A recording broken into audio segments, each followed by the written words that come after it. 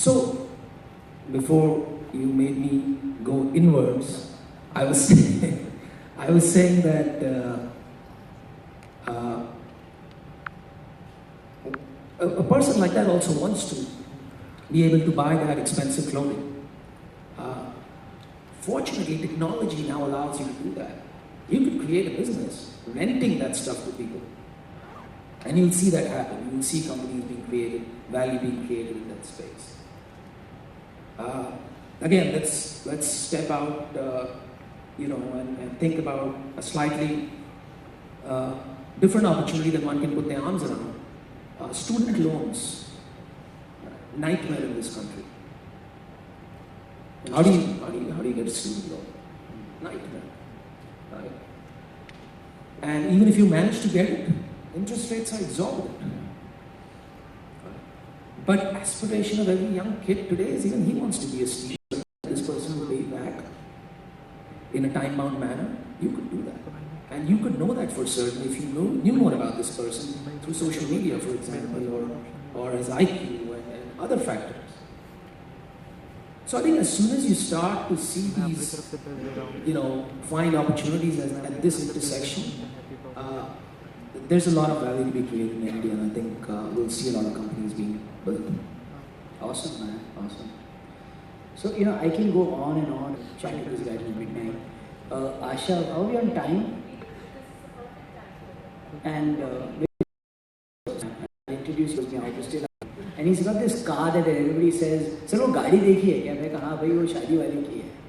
Supersonic car, supermodel wife, $1 billion, God knows what. What's next, man? I mean, like, what are you doing? Why are you doing what you're doing? What keeps you going? You got it all, right? Why do you wake up in the morning? I mean, you wake up, but what do you do after?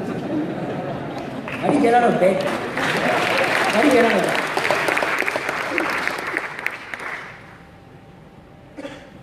That if I could juxtapose this and join the dots and give you a glorified answer, but if I have to be brutally honest with you, all I'm trying to do is figure out what I want to do in life. I'm seriously not kidding you.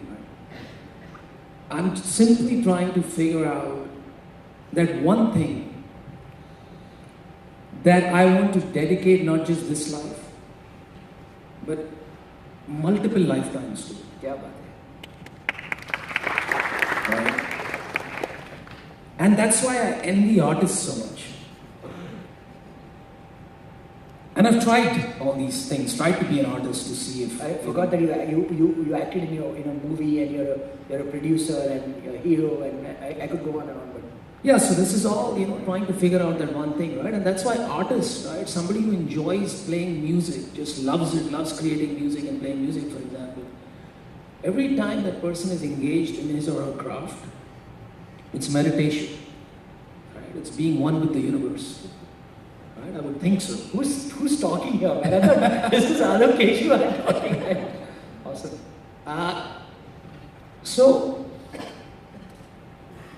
And some people are born with that, they have that blessing.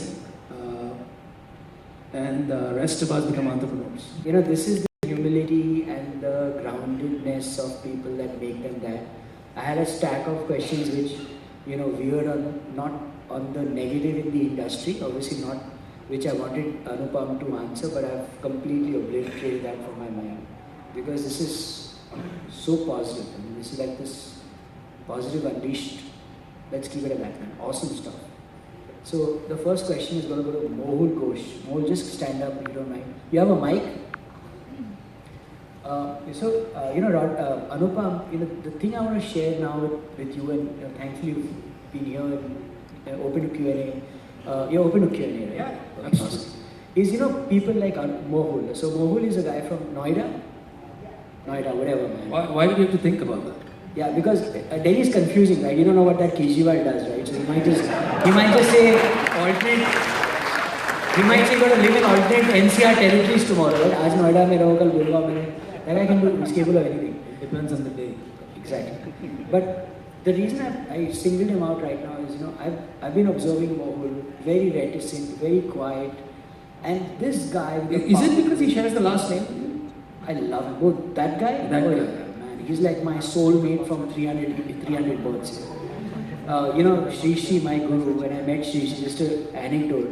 The first time he met me, he said, he looked at me, I cocked his eye, and he said, any relation to that Kejriwal? And I said, no, Guruji. And then I shared this a little openly, but it doesn't matter. Then I was traveling with him once to Iraq, and we happened to stop by in Dubai. This is 2 years later. And then someone again asked him, and he said Kejriwal, and before I could answer, he said, no, he's the wise Kejriwal. And you don't need to look too far to understand the difference between this guy and that guy.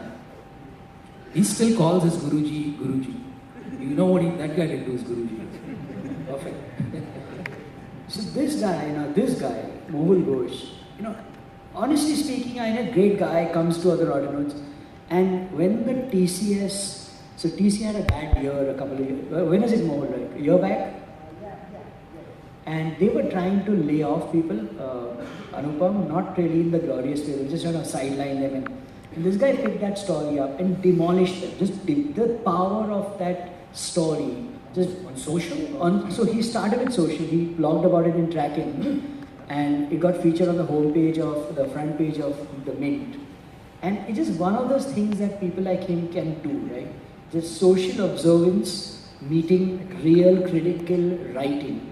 And I told Asha that day, I said, I'm so proud of Mohul because I know you, but I never knew what you could do. So first a big hand to Mohul Ghosh.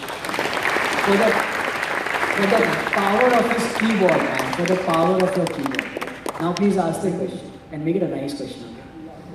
Actually, I do have a lot of questions. One question, please. And a nice one. No, don't restrain this guy, man. I don't want to be in a I did have questions like Government of India has outsourced the logo of Make in India campaign to a company based in US. Right. So is it good or bad? Okay, let's leave it at that. So who has outsourced the logo? The Indian government has outsourced the logo of Made in India outside of India. So Indian logo for Make in India is made outside in the US. In the US or wherever. So that's the most moronic. Thank you for exposing that. Now let Anupam meditate on that and tell us the intersection of four Venn diagrams. So what do you want? But honestly, like, what a moron is that? Yeah.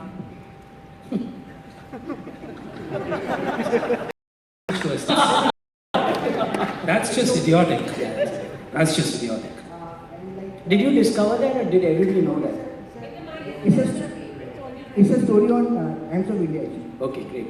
Okay, so more, plus Kennedy is the name of the company, is something like that. So where is it? Ballard plus company. Where is it based? Portland. In Portland, Oregon. Okay, so guys, Mohul, I know you. We'll do a Q&A. Is that why our Prime Minister takes so many foreign trips? Outsourcing work. Okay, so And like another question Mohul, listen, Mohul. I want to give, I know you well, and I'll ask Anupam privately whether he'll accept a Q&A from all of us online. So we'll post him those. Let's just throw it open to the room. And pardon me for that, but I just want to let lots more people. There's a guy there. That's one last question. You have millions of database of potential girls and guys who want to marry.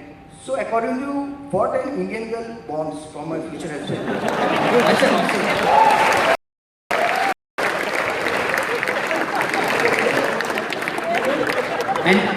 And Mohul, you are married, right? Yeah, Mohul, you're married already. He's married. What did your wife tell you? What does she want from you? Karan, ask. This is a good question to ask at the convention. So speak a little louder, introduce your name. The Hi, mic is I'm okay. Keshav Adlalka. I'm a member of the Bombay Stock Exchange. And I'm asking this question to you that Info Edge is listed. So what's stopping you from listing Shaadi.com? So, I ended by saying I don't know what I want to do in life. I know what I don't want to do. I don't want to run a public company. Awesome. Rock and roll for that. Okay, thanks. Yes, the guy with the Farzeen, come on, boom, boom. So wait, let me tell you, she's a Bavi bride. She's a Bavi as we all know. She's a bride, and she came to the rodinhoods a couple of years ago, saying she's back from New Zealand, and now she started this cool Parsi food portal that's sold out, man. Oh, wow. So it's called Bavi Bride, and she also she's a case study. And oh yeah, she asked a question and blah blah blah, but that's not the point. She also makes veg dhansak, so thank you very much. So wait, do you know all these 200 people? You've No, I planted don't. these questions. I just random no. I just happen to know my favorites, but yeah. You don't shout. Okay, so you guys were talking about Yeah, you know, what's be the a Bowie here. okay. Love. So you guys were talking about what the next sort of big thing would be, like online or mobile or whatever. Now I actually run something. This is very traditional, and so I always come to events, and I don't feel very qualified, because I'm still like a caterer. I'm just not on. I mean, we are online, but we're not like an online company. We're not tech. So I guess my question is, what do you feel is the potential for our sort of like basic brick and mortar companies in like going forward? Because I am very convinced that, people still need to eat, whether we're in 2004, 2015 or 2020, but no one really wants to talk about these companies, they've all been sort of sidelined. Yeah, I think that's a great question, and worth a pretty contemplated answer. Look,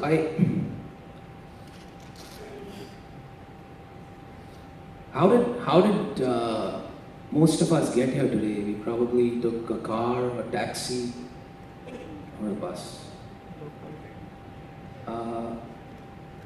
What are we all wearing? Clothes. Right? We probably had breakfast in the morning. We're sitting on chairs. We're in a convention hall.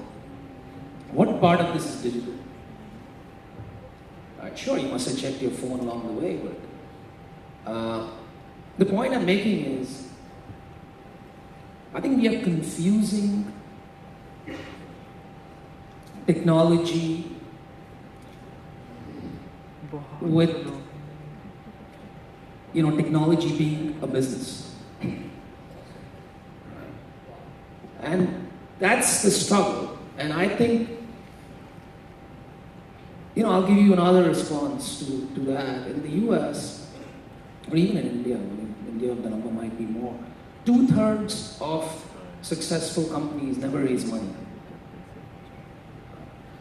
So, I think technology, what does technology do? Technology allows you to do a number of things. It could do a number of things. I can't cover them all, but broadly, it can allow you to reach a lot more people, right? Because you don't need traditional distribution. You don't need to open a store everywhere. It can dramatically reduce your costs, right? Because, you can do things a lot more efficiently. So if you just look at those two very simplistically right now, the question to really ask yourself is, which one of these can technology do for me? And therefore, can it help me grow my business?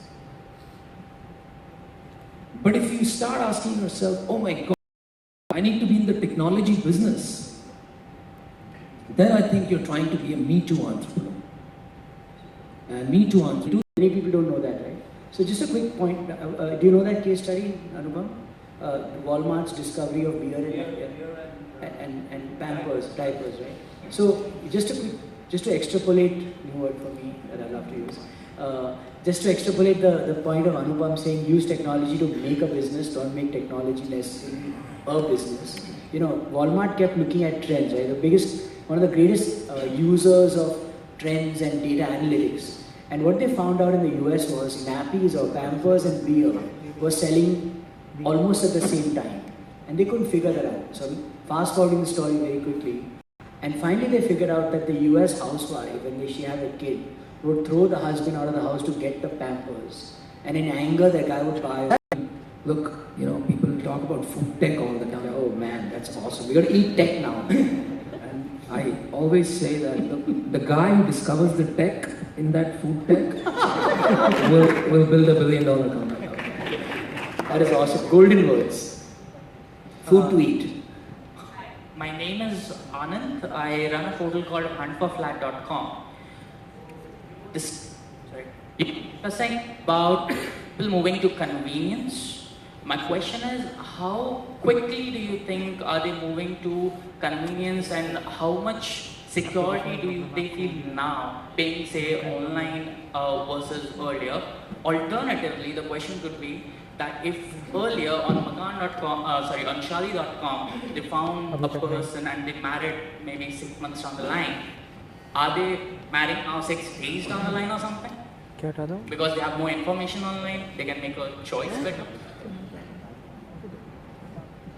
Okay, guys, this is the last question. Unfortunately, I'm gonna use this as bait to tell Anupam to come on to the rodinhoods later on and log in and answer some more questions. I'll commit right now. So happy Awesome, right? Awesome. The proposal has been accepted. Happy New Year, Ali. But yeah, I think your question was, how quick is the move to convenience going to happen? Very, very quick. It's already happening very quickly in front of you. And this will be a good... how many people took taxis here today? Not too many, so maybe it won't work in this crowd, but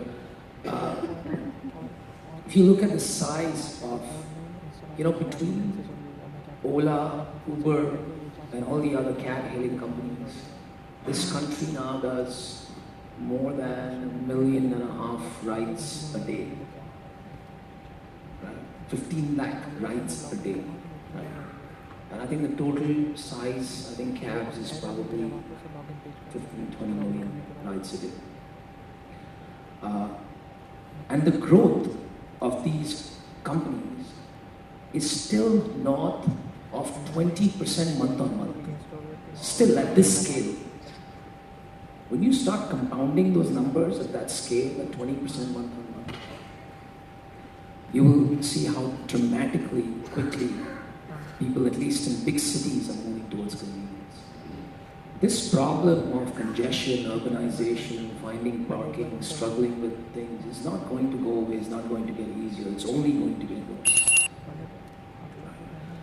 And anybody who can offer you a way to circumvent that, you take that opportunity. You might start because they give you a better price, but eventually, once you start using app-based cab service, it's really hard to go back to using a black and white. So yes, it's going to happen very, very quickly. In terms of how quickly people get married right now, tougher question to answer, but I will tell you one thing. For me personally, impact, having deep impact is a big driver of everything that I do. And maybe it's some self-grandeur thing or whatever, but leaving the reasons aside. And if you start measuring, and I might try to think of things that, how do you measure that?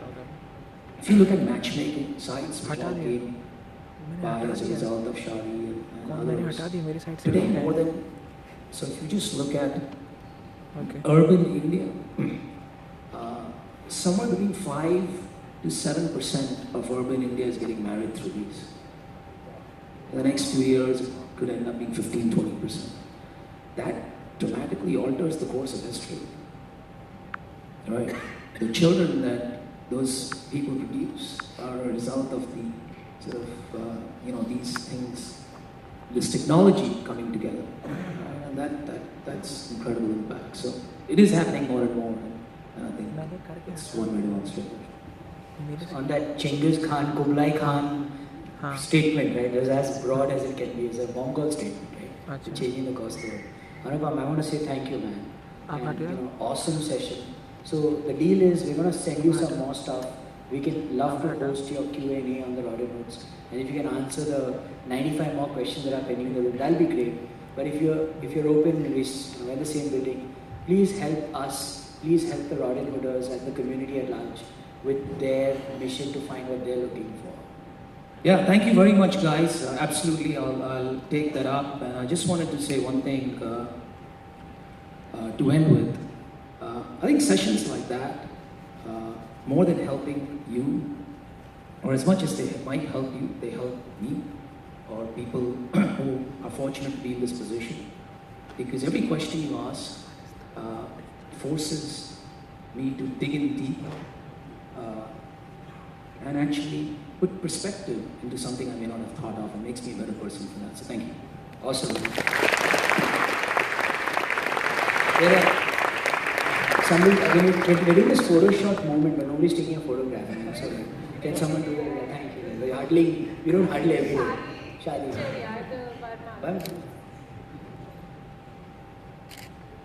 Thanks. We're a Marwadi company. We don't give gifts, but there's one for you. Oh.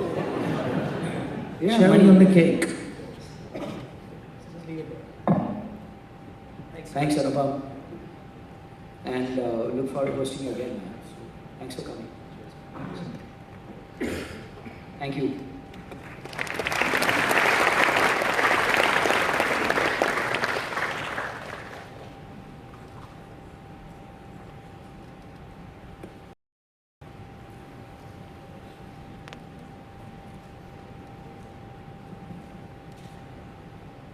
Good. So we have India's most audacious startup.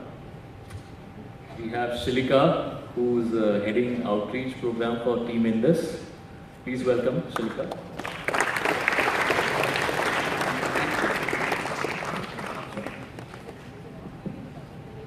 I'll give him a mic just a minute. I just want to share that I saw this presentation at the Rashtrapati Bhavan. I think few of us were invited about a month back. And Shilika, I mean, dude, I couldn't believe it was there. You know, I could see every head in that room just go, whoa. So it is such an honor to have them present. And this is the extreme end of what India can do, and you know, really give them a big hand before and after.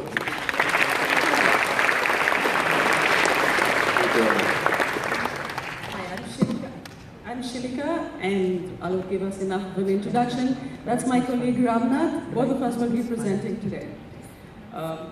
We consider ourselves the most audacious startup in India. Not many startups start with a vision or a dream of building a spacecraft and landing it on the moon. And that's what we have started out to do. We started about 4 years ago, a group of unconventional dreamers, scientists, explorers, space buffs who came together and said, you know what, we will take a really way out dream and we will live that. It was part of a competition called the Google Lunar X Prize, which was a 2-point problem statement. One, you needed to build a spacecraft and land it on the moon. It has to move 500 meters on the moon. It has to send images back on Earth as evidence of doing so. And the second point was it has to be 90% privately funded.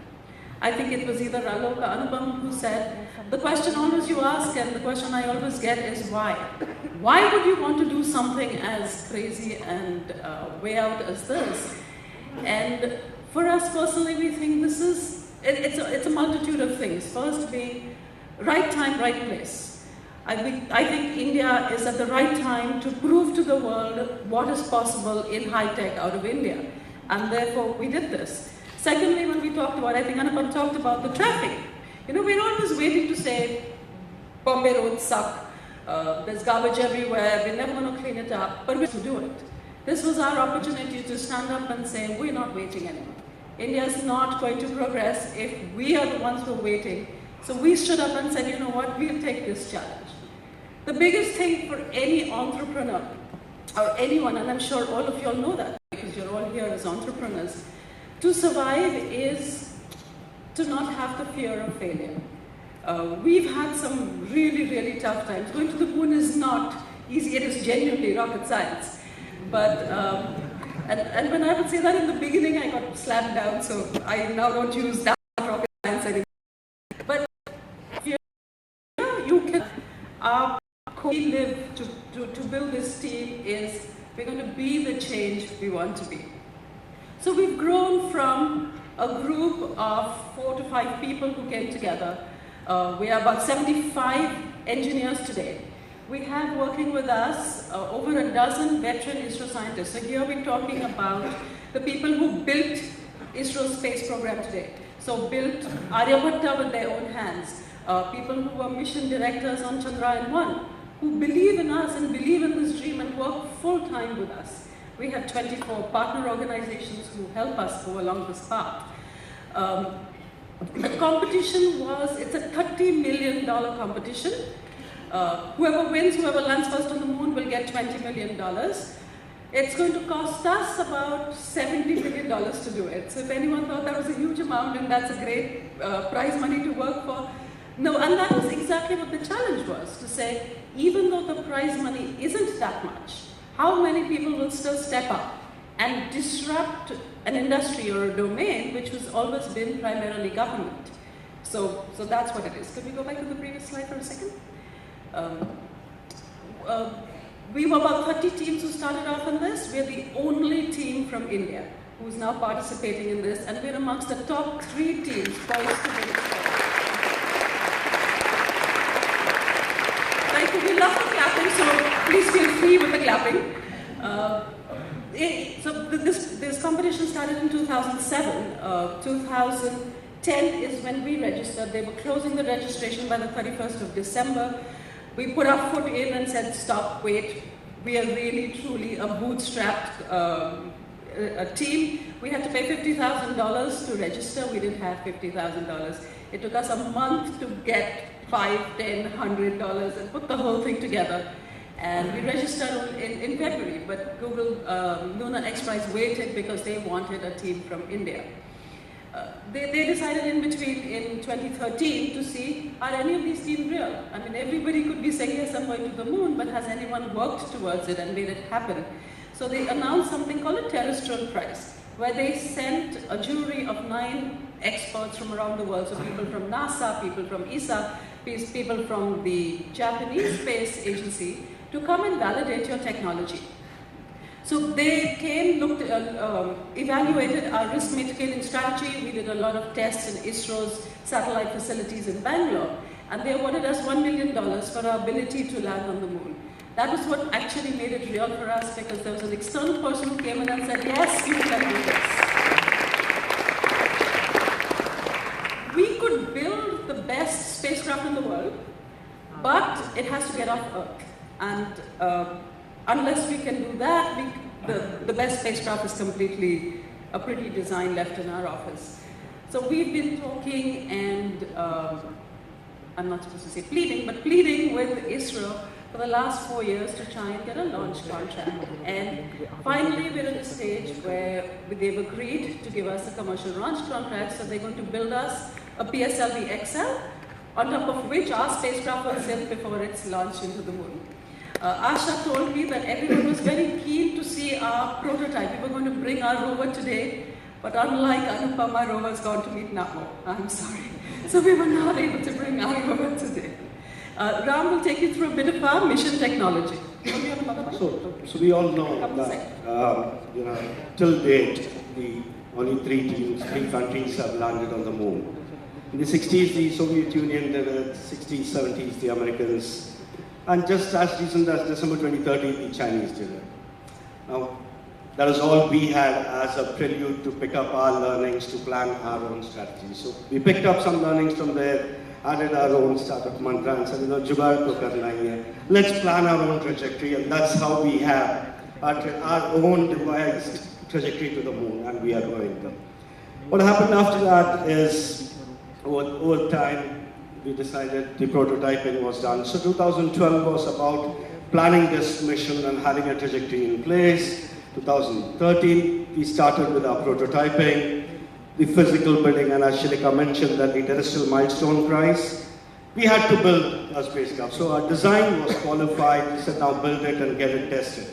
So that's when the entire prototyping, a terrestrial model, scale to size of the actual one that would fly, was developed. 14 December, we were qualified. 15 went into optimization, and we got all those errors that we felt could have been optimized by way of mass was concluded. Today we are in a stage of building our proto-flight, which is probably the one that's going to fly. So 16 is about building this proto-flight, getting it qualified by the end of this year in early 2017. And Q3 of 2017, the spacecraft will sit on PSLV XL to fly to the moon and carry India's tricolor up there. So because Ram went through that slide very quickly, I'm going to do a trick question. How many countries have landed on the moon? 3. You all are very good. I put it up usually on the slide and people still say 5 and they still say 7. I get Japan and England and Indonesia and Hong Kong, everyone gone. The one question where I always get is, hasn't India landed on the moon? We all know about Chandrayaan-1, but Chandrayaan-1 was an orbital mission. So it went, it got captured in the orbit of the moon, it remained in the orbit of the moon, and then it was a planned crash on the surface of the moon. So nobody has soft landed. What's the tricky part? The soft landing of our mission is the trickiest part. So what we're going to do is, the PSLV will put us into a lower Earth orbit. Our spacecraft will take 2 rounds around the Earth on an orbit. Then we do something called a translunar injection, which is a specific propulsive burn that we do with the propulsion, which puts us into getting captured in the moon's orbit. We do 2 or 3 selenocentric orbits around the moon, and then we start our descent on the moon. This is very tricky for us because signals between Earth and moon take over 2 to 3 seconds. And the spacecraft is moving so fast that we cannot control our spacecraft for those last 15 minutes when it's descending. So it has to be autonomous, it has to do some kind of hazard avoidance, and it has to be its own. So, and I'm just going off here for a second. Somebody asked me, what are you going to do with the spacecraft? I'm preempting a question. What do you do with your land? Anywhere where NASA has landed. Why? Because that part, that land becomes American territory. So we said, fine, the rule applies to everybody. So where we land, 12 kilometers around that will become Indian territory, and we will have our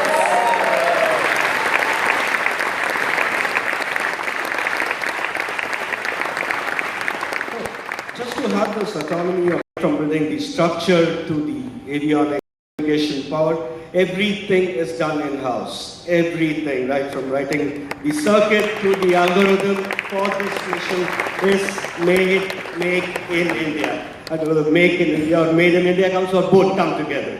It is purely indigenous. And sorry, go ahead. So when we do land, I'm no longer saying if, now we're saying when we do land, we'd be the first ever private space exploration mission which has been 100% designed, qualified and tested out of India. When we do land, we would be the first ever private individuals in the world to land on the moon. This has never been done by private individuals.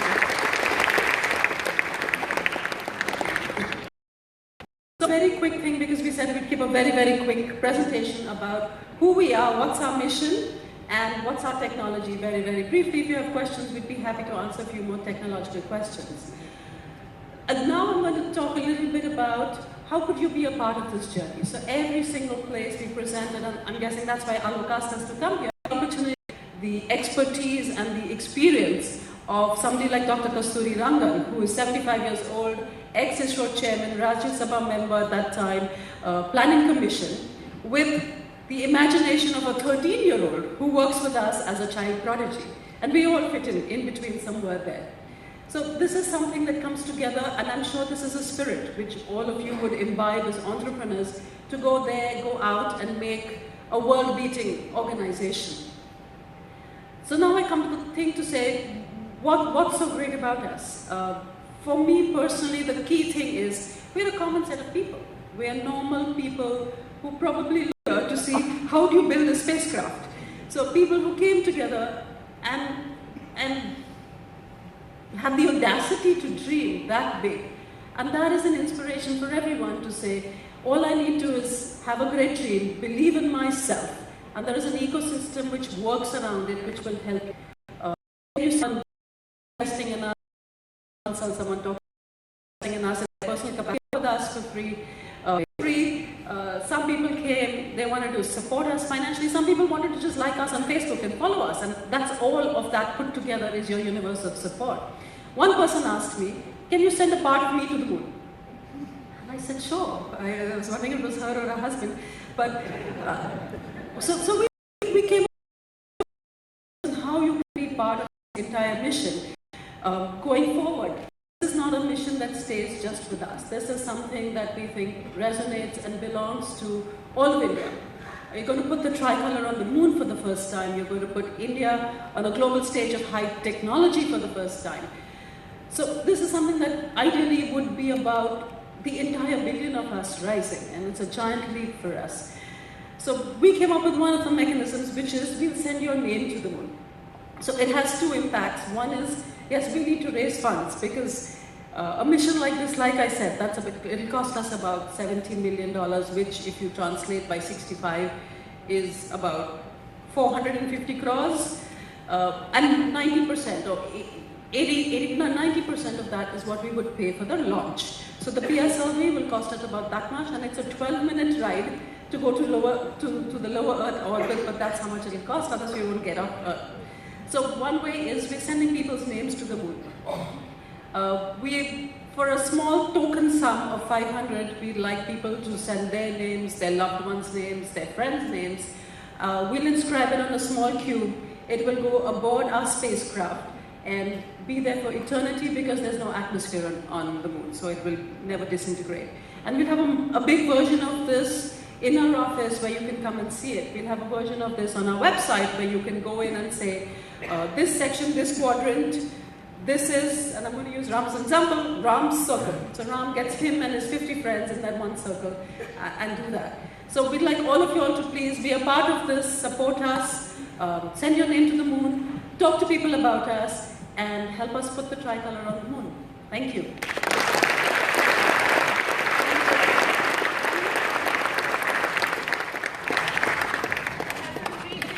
Thank you. No? Yeah, I think they just want to know how can they send it. So Asha will send some details around on how you can send your name to the moon. What we'll do is we'll post the entire crowdfunding campaign on the rodinhoods and we'll share it across so everybody can be a part of the crowdfunding. Yes. Actually, there are two questions. Sure. One is, did you ever think about a commercial aspect when you actually started working on, this, project of yours? To what next? 2017 is when your project gets done. Yes. Then is it Mars? Sorry, is it? Is it going to be Mars? No, it's going to be Mars. So I'm going to answer the second question first to say, I'll take the first one. And you do the first one, sure. Second question first to say that if we miss one of our propulsive birds at the right time, this mission might turn out to be Mars. We just slingshot further down. But to answer the second question first, and then Ram can do the first one, why building this? We started this with the spirit to say, we want to stand up, we want to be the change we are, we want to be able to address bigger needs of mankind. So while building this, we've built a lot of competencies and we're building a lot of technology, which could be further used for anything. So eventually we will use that, whether it's to help direct-to-home technologies, it could be surveillance technologies, it could be used in weather monitoring technologies. So yes, there are thoughts that we will eventually use that technology later. We're not even going to wait till 2017. We already started to work on small aspects to say a Segway, use this competency we build in power, in control systems, in altitude management that we will be starting to use already as a separate entity. The first part, when we registered for this, none of these thoughts were there. So the first 6 months after we registered. So we thought it was very simple. Like Shalika said, it was announced in 2007.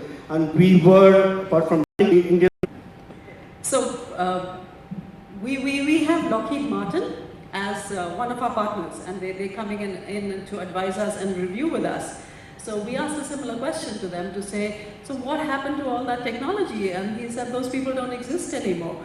So somewhere along the way, that hasn't been documented. There is very, very little information out there to say, how do you land on the moon? The information, which is now what we are leveraging of ISRO, is a lot of information to say, how can you go and orbit around the moon? But the actual information is, one, classified, two, very poorly documented.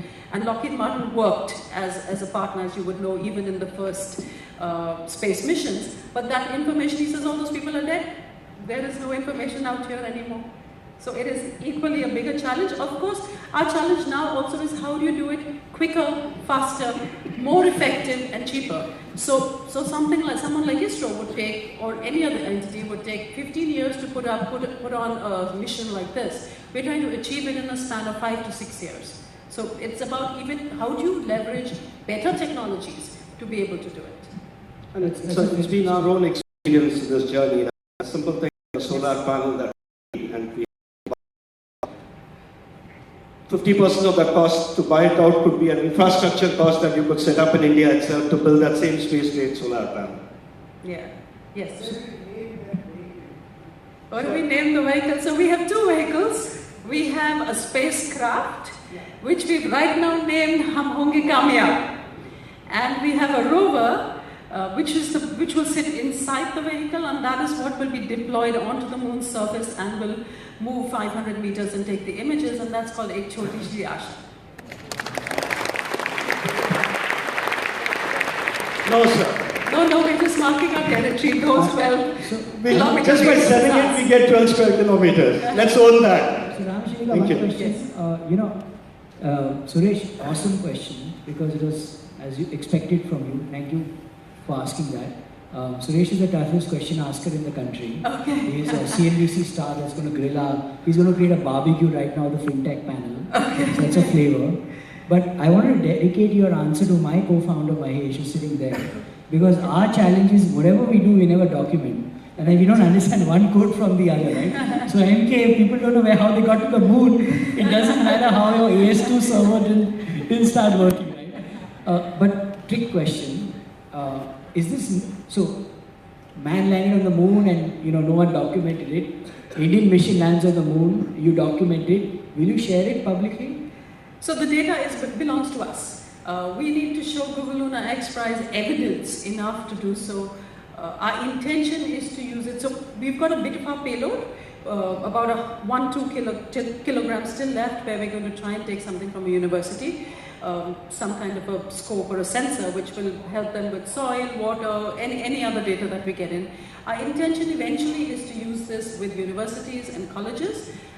But the data does belong to us. It does not belong. But will you share it? And we have full intentions of sharing it with universities, working with it, and getting some use out of it. So Otherwise, it's a waste of effort. So if in 2047, someone wants to go to the moon and come They back. can just pick it up and roll it out and be. The next right mission is there. going to come back, right? Yeah, absolutely. Awesome. So that is a date, guys. There you have a date in front of you. So this is the date. There are two options you have.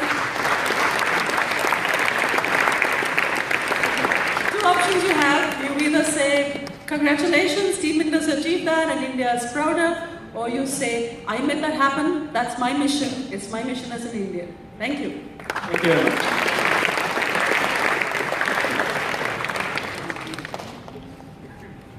So the next series, Bootstrap, and I'm loving it. We have Sudipta from Blueberry Trails. Guys who are getting uncomfortable with the session, that's what it's supposed to make you. We're supposed to make you uncomfortable. This is the flavor of starting up, right? Be happy we're letting you go to the loo. Otherwise, we didn't stop you from doing that. So the other part of this is that pressure cooker, that whole compression that we make you go through is like gonna smash your brains on and on and on and on. And that's just a flavor of what entrepreneurs have to go through for 20, 30 years non-stop. So smile, enjoy it, and keep soaking it in. Sudipta, I love you, man. Hi, Adam. Hi, guys. It's extremely exciting to be up here. There are so many people, and it's quite unnerving, I must say, also. Before I begin, I really want to say a big thank you to Asha and Alok. I think what you guys are doing is amazing, and it's just amazing. So there's a lot of positive vibe around here, and I hope my little presentation about what we've been doing with the Blueberry Trails continues with that. So, okay, so the Blueberry Trails, we are a personalized experiential holiday planner. What we do is we design your trip, your way, and our USP is really in these local experiences that we intersperse in your trip. If you're into adventure, then let's say skydiving or scuba diving. If you're into culture, then let's say pottery. If you're into food, then let's say cooking class and stuff like that. So we want to make holidays far more interesting than the cookie cutter holidays that are present around. So we started in 2010. We started with really small weekend getaways from Bombay, cute camping things. And now, so we moved on to one country with 25 destinations. Now we cover 50 countries with 400 destinations. And all of this in 5 years, and all this while we were bootstrapped. Why are we bootstrapping? Well, it always takes something to, build something sustainable using your own resources, whether it's your own time, whether it's your own sweat and your own money. And that's what we wanted to do. So I didn't want to go somewhere and look for funds, and I don't want to say it's the easy way out, but we wanted to do this our way. So that's why we did it for 5 years. And also apart from that, we wanted to reach a particular scale until we went to someone or somewhere to look for money. I think it just puts you in a better bargaining power. Yes, you give away stakes, you also give away control, and we wanted to be sure of how much of that would go out. How did we do it? Well, for the first 2 years, it was really very romantic and very, focused on travel. We were doing something that we loved, and it was all about taking beautiful pictures, visiting these places. After that, we got said, boss, now we need to get serious, and we need to build a sustainable business model that pays our bills. Who's going to pay for my cable TV? So then we got into it, and then we chalked out what works for us, what doesn't work for us. Maybe something that sounds really nice on paper doesn't work very well number-wise. So you have to be a little harsh with yourself and let those things go, and maybe keep some things on your portfolio which may not be the most exciting thing, but it just gets you dhanda, and that is always nice. We kept, like I said, we kept relooking at our portfolio. We kept a very strict watch on quality. So somebody here brought up feedback from customers. We took it very seriously. So we did know that. It really made me very upset. So we constantly progressed on making our product better.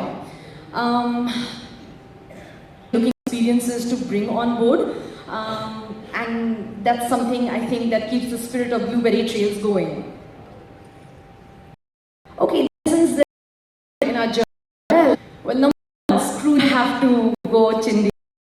You have the your good times, your bad times, your customers, your vendors, market conditions. Everything will change. Everything will change. It's all very impermanent. So just let it go with the flow, give it your best, and then, let the external environment take its course. Quality is king. Like I said, we kept focusing on quality, the quality of our products, bad feedback, good feedback. We were very, very serious about that. I know I said, Scrooge it and don't spend too much money here and there, but it's also very important to celebrate your small wins. So when a trip would go very well, or a great feedback would come, or we would achieve our monetary targets, we'd have small celebrations like maybe cupcakes or something, okay, take the day off or something like that. So celebrating these small wins is very important, because the entrepreneurial journey is just filled with so much stress. And it's just filled with so much, so many targets and so many deadlines. It's always nice to have these little gifts along the way. Every day is important. Every day you get something new. You do something. I introduce Deepta Sanyal. I'm here.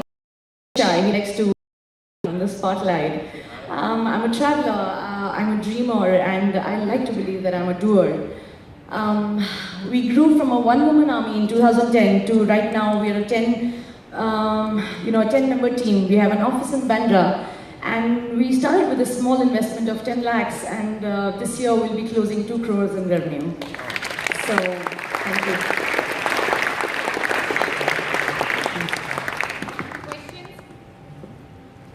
Questions? Any questions?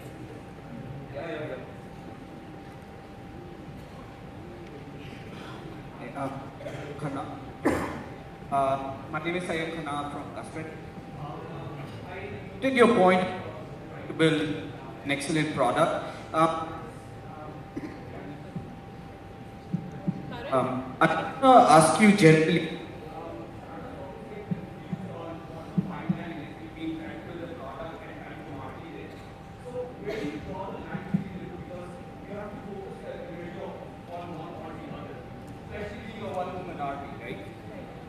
So where would you put your energy? Like where do you draw the line? Do you concentrate on building a finished product that is done, or do you concentrate on making something, then marketing it, then go back and forth?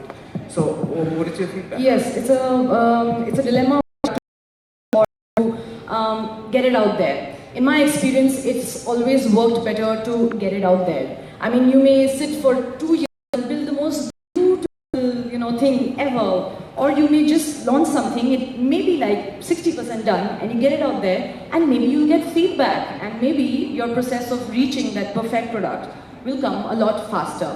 So it's always good to take that risk, go out there, risk being told that यार ये तो बकवास है, ठीक है, मैं सीखूंगा वहाँ से, है ना? So in my experience, it's the latter that always works. Just a point on that. In the gaming industry, there's no concept of what's perfect because nothing is perfect. We don't know what we're making because it's always in transit. But one good example and how they look 3, 5, 7, 10, 15 years ago. Whenever you have this question, look at how Google and Yahoo looked 10 years ago. Be shocked. Like they were so ugly. Naukri.com was, scandalously neon green. I still remember that. With everything was blinking. It was like like a neon sign. And I look at that and I say, oh my God. So, dude, forget about perfection. Getting it out is perfection. Hi, Sudipta. I'm Sheetal. Okay, this guy drew his gun first. Go, boom. Doing within country to know you've gone international also. So, have you been facing any language barrier to your business model? And if you're facing, how you getting a solution? Refer when you're when you're customizing something and giving a personal experience within India between different states or going international. Smaller experiences in a village somewhere, we try to find someone who you'll be surprised at. No, but I'm just asking, 3 people, 5-man teams, that's 30K a month, right? Yeah. 40K a month. There's a lot of, anybody here who's from a startup incubator office space, we've got 35. Yeah, I'm not talking about a co-working space. I'm talking about getting an individual. But why not co-work? Why, man? That's what it's meant for, right? So you have an office. So we have specific needs where we can't really use a co-working space. Like for example, training modules for the drivers and stuff. The reason I said is each employee in Bombay would typically cost 1 month's office rent. That's what I was trying to explain. All right. So look at the math. You can't. That's not a variable. That's an unequal equation. One office space is not equal to one. All right. It's much more. So you have to get. But then, how do I factor in when my drivers are coming in? I have to spend a lot of time making them sit in the office, get their documentation done, get them trained and all. I think in your business it's quite simple. I mean, if I were you, I would just take the driver down to the chai ka dukaan and chat with him. I think he would be most comfortable over there. If you're trying to break it in with him. Dude, you've done it so far. Okay, let's move on. Thank you. Yeah. So just a quick trivia. Sudeepta was this, bumbling little Bengali girl who came and did something at the pitch, right? This is 2010. Yes, 2012. Yeah. And my God, how you've grown! You're talking more like a Marwari than a Bengali today. That's the aim. Yes. What transformation happens by starting up? Sab dhulai ho gaya aapka. Thank you, Alok. Thanks, guys, for listening to me.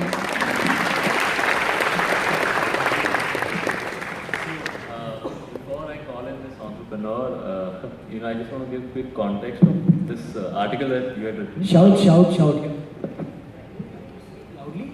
Perfect. So, shall I move the PPT for you? Let me do it. You stand center stage, man. I'll do it. Tell me to move it. So, Alok had written this article when Flipkart got funded for $200 million back in 2012. And he had mentioned this line that he got a hormonal change, right?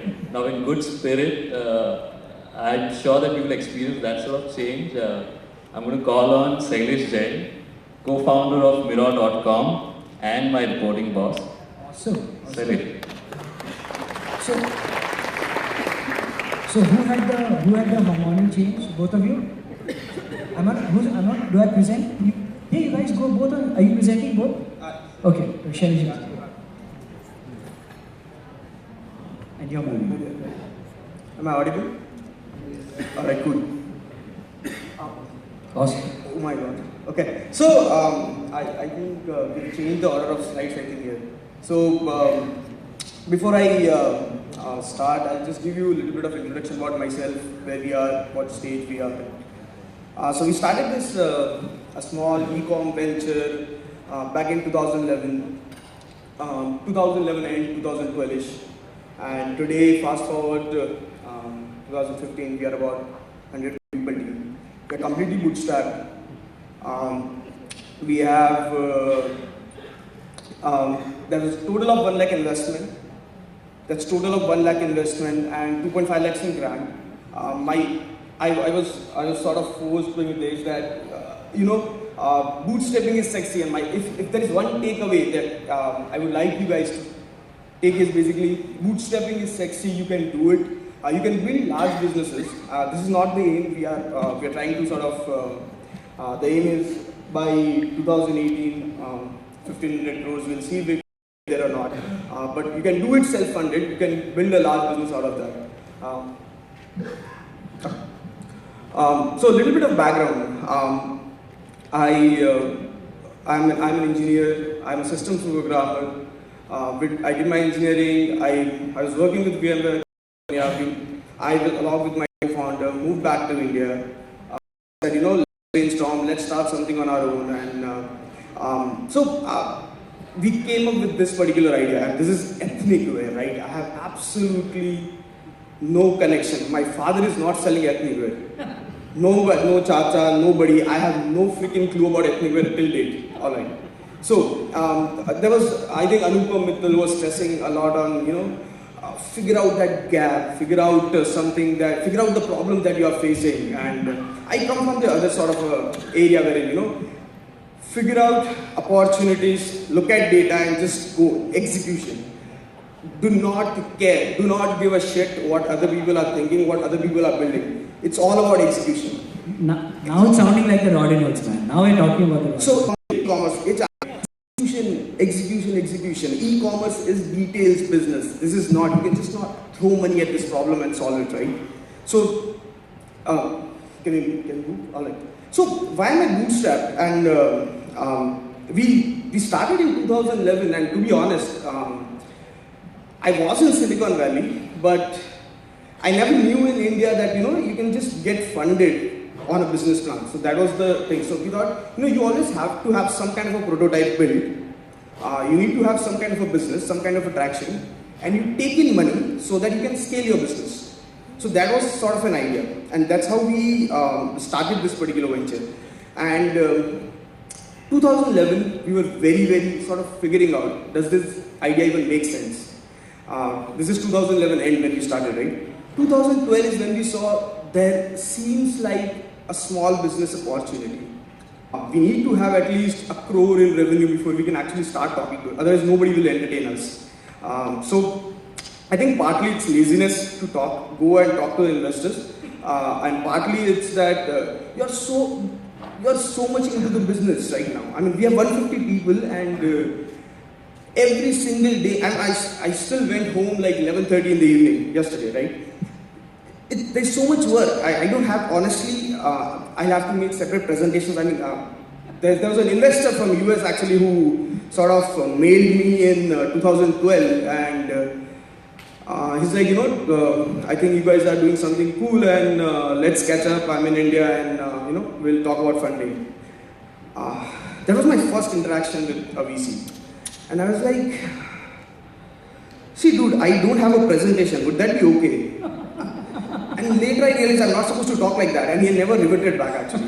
So never talk like that, but I wasn't aware at that point.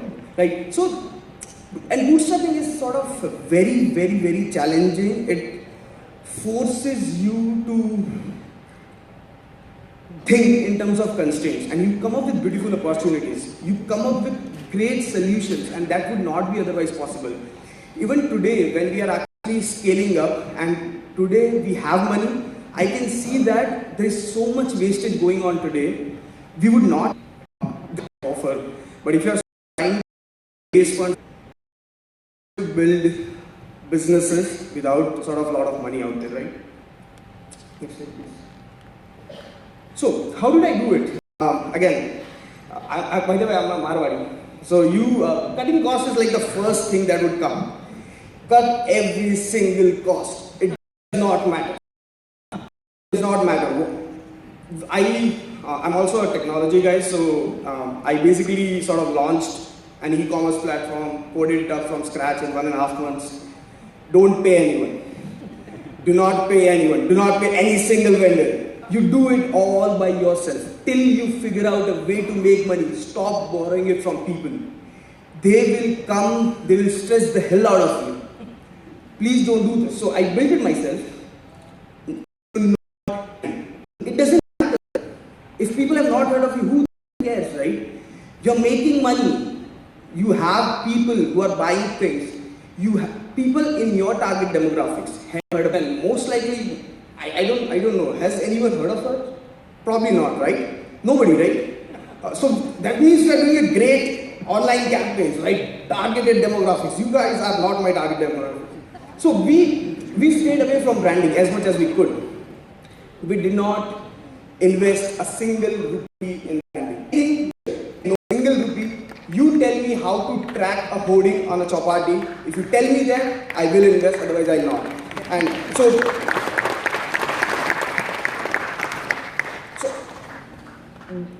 if we had tons of money, we might, but anyways, that's beside the point. So let me lay a bet. If you had $100, you will now not be able to spend on that hoarding. Your DNA has changed. Possible. Not possible. Yeah. You know, a frog doesn't eat lasagna.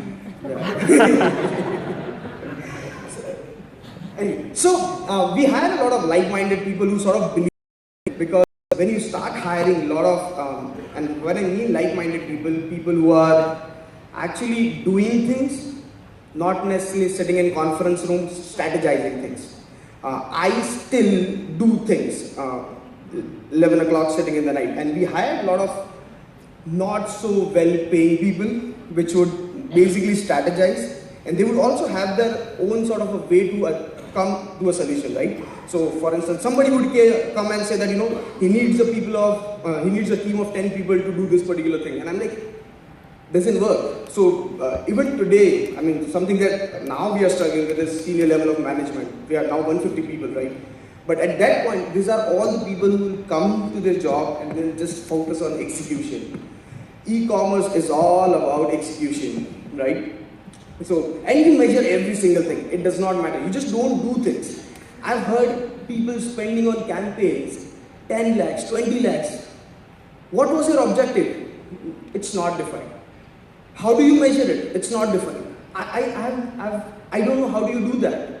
So we would not do anything that you cannot have Boolean outcomes. You have to say whether this is success or this is a failure. This is the outcome that was desired, right? So this is how we approach this problem, right? Next. So I think we have covered this. Next. Alright, so I'll take questions. Feel free to shoot. 3 quick questions. We're really running behind schedule. 3 quick questions. So let me warm up. I think Quicker spent more than 10 crores in changing its name and telling people that they changed their name. So that is the most interesting campaign I've seen so far. They took the whole TOI homepage and they told us what Quicker meant, which, you know, dude, I don't care what you mean. And, you know, it's awesome, you know. If you don't mind, if we have this, should we have a copy of this presentation? Have you spoken at IM, IMB, IMC, IMD, IM, blah, blah, blah, blah? You gotta go there at my call. I'll buy some clothes for you to make up for that, but please go and make this presentation there, right? Because the young cannot be destroyed without this vision. So, standing ovation from my part. Yeah, hi. Tough guy. What is your, no sorry, I'm not a tough guy, just simple questions. What is your targeted demographic which enable you to do such an awesome business? So, what's your TG? Okay, so target demographics. Alright, so we focus on 25 to 40 women and mostly in urban cities who can pay by credit cards. So you're saying no COD? So we can talk about those things like No, for yes an or no? hour, but COD is still an option. But we did not enable COD for like, we enabled COD like 2014 end because COD has like Perfect. huge problems. What percentage of repeat buyers do you have? Sorry? So, what is the percentage of repeat buyers? Because you don't spend on branding. Right. Right. So, what is your ability to get the same buyer back to buy other product in the same year? So we have about 40%, and this is almost comparable to any other e-commerce venture. So we do a lot of outreach programs. We actually go back to the customer digitally. I'm not saying brand. So something that I can measure, I will do it. Something that I cannot measure, I will not do it. That's sort of a distinguishing factor here. So if I could do any sort of activities in terms of measurements, I would still do it.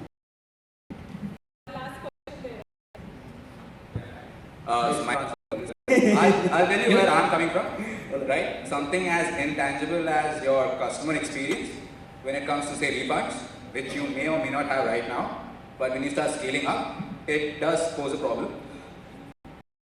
Can you transfer by just, yeah, so now you did this thing for RBL, right? Yeah. So what's the big deal? How many people are using your RBL wallet? So it's not an RBL wallet. RBL has actually backed us for the PPI license. So what's we your... have a customer base of about 3.5 right now. And how many, is Satyan in the room? Where's Satyan? Satyan, dude, can you stand up, Satyan? Don't hide, man. We won't let you hide. So we are the founder of Citrus Wallet here, and we've got the team from Transfer. And Satyan, the question is this, right? That need versus forced creation, branded versus unbranded. I mean, dude, when I started using Ola, I found the Citrus Wallet, right?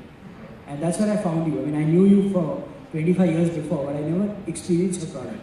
And here's an ad. This is not about trying to be difficult, but the first time RBL, advertised their wallet, which is your wallet, they had a full page ad in the Mint, and then they had an email ID that didn't exist.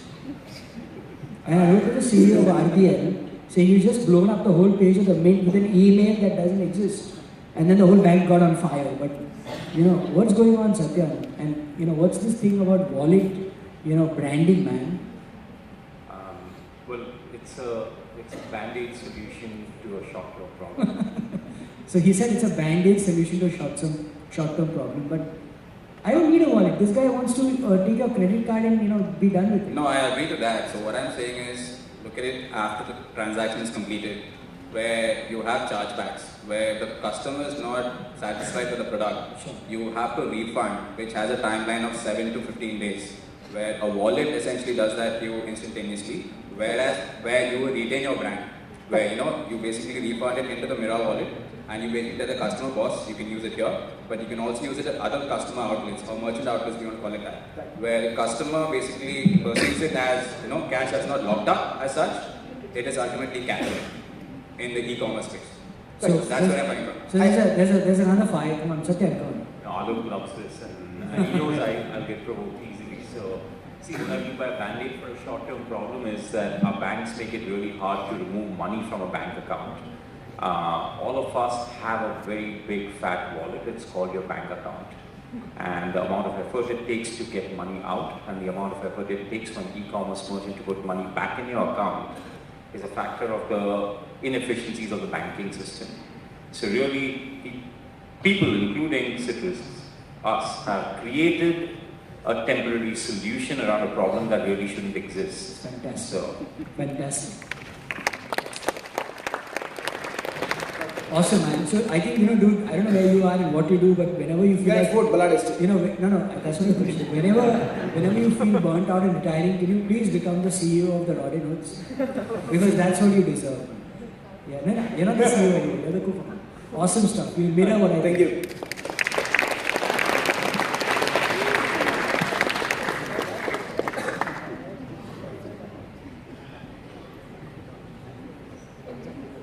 right.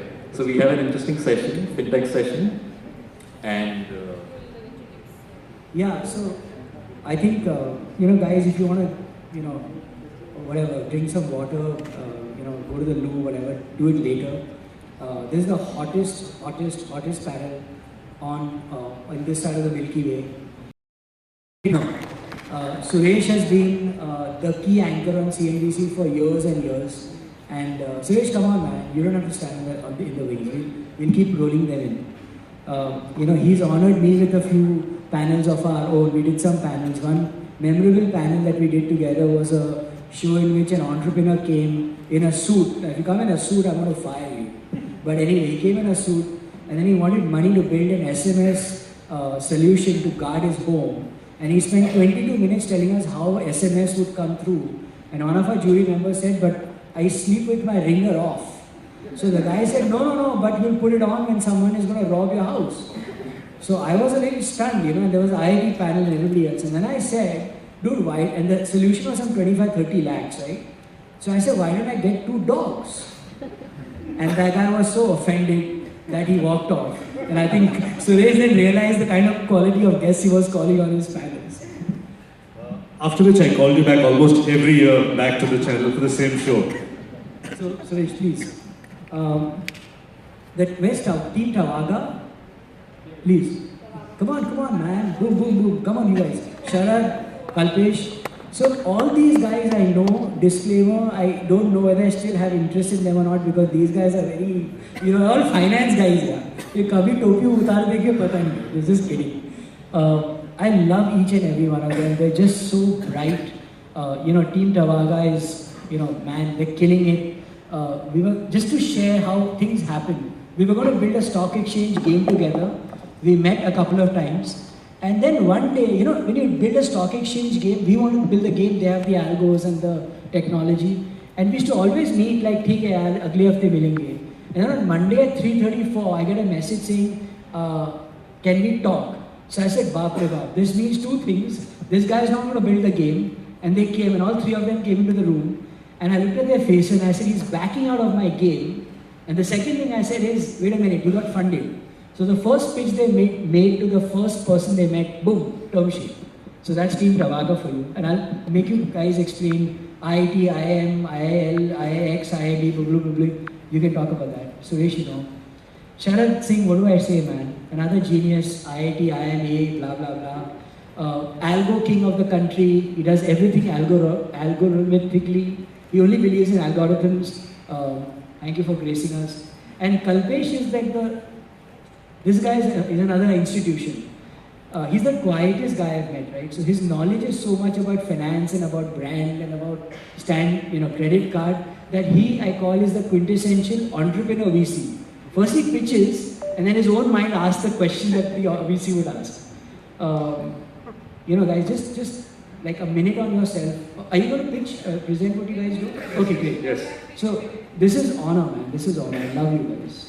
And I think fintech amongst all is going to be the real revolution. Anupam spoke about loans, trading, blah, blah, blah. Just go right ahead. All right, let me take over at this point. Completely. In the world of Alok Kejriwal, the highest compliment he can pay you, man, that's so Marwadi. That's the highest compliment he can pay. Second, I'm going to ask everybody to do something. Can you all please stand up for a second? Just stand up. Try and reach the ceiling with both your hands. Right? Try and reach the floor with both your hands.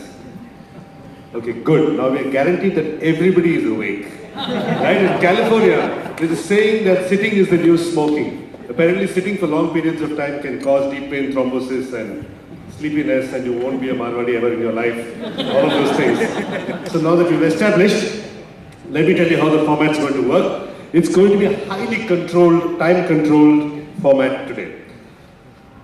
Each of you get exactly 3 minutes to tell us what your business is about, and as I understand, you have a PowerPoint to support yourself.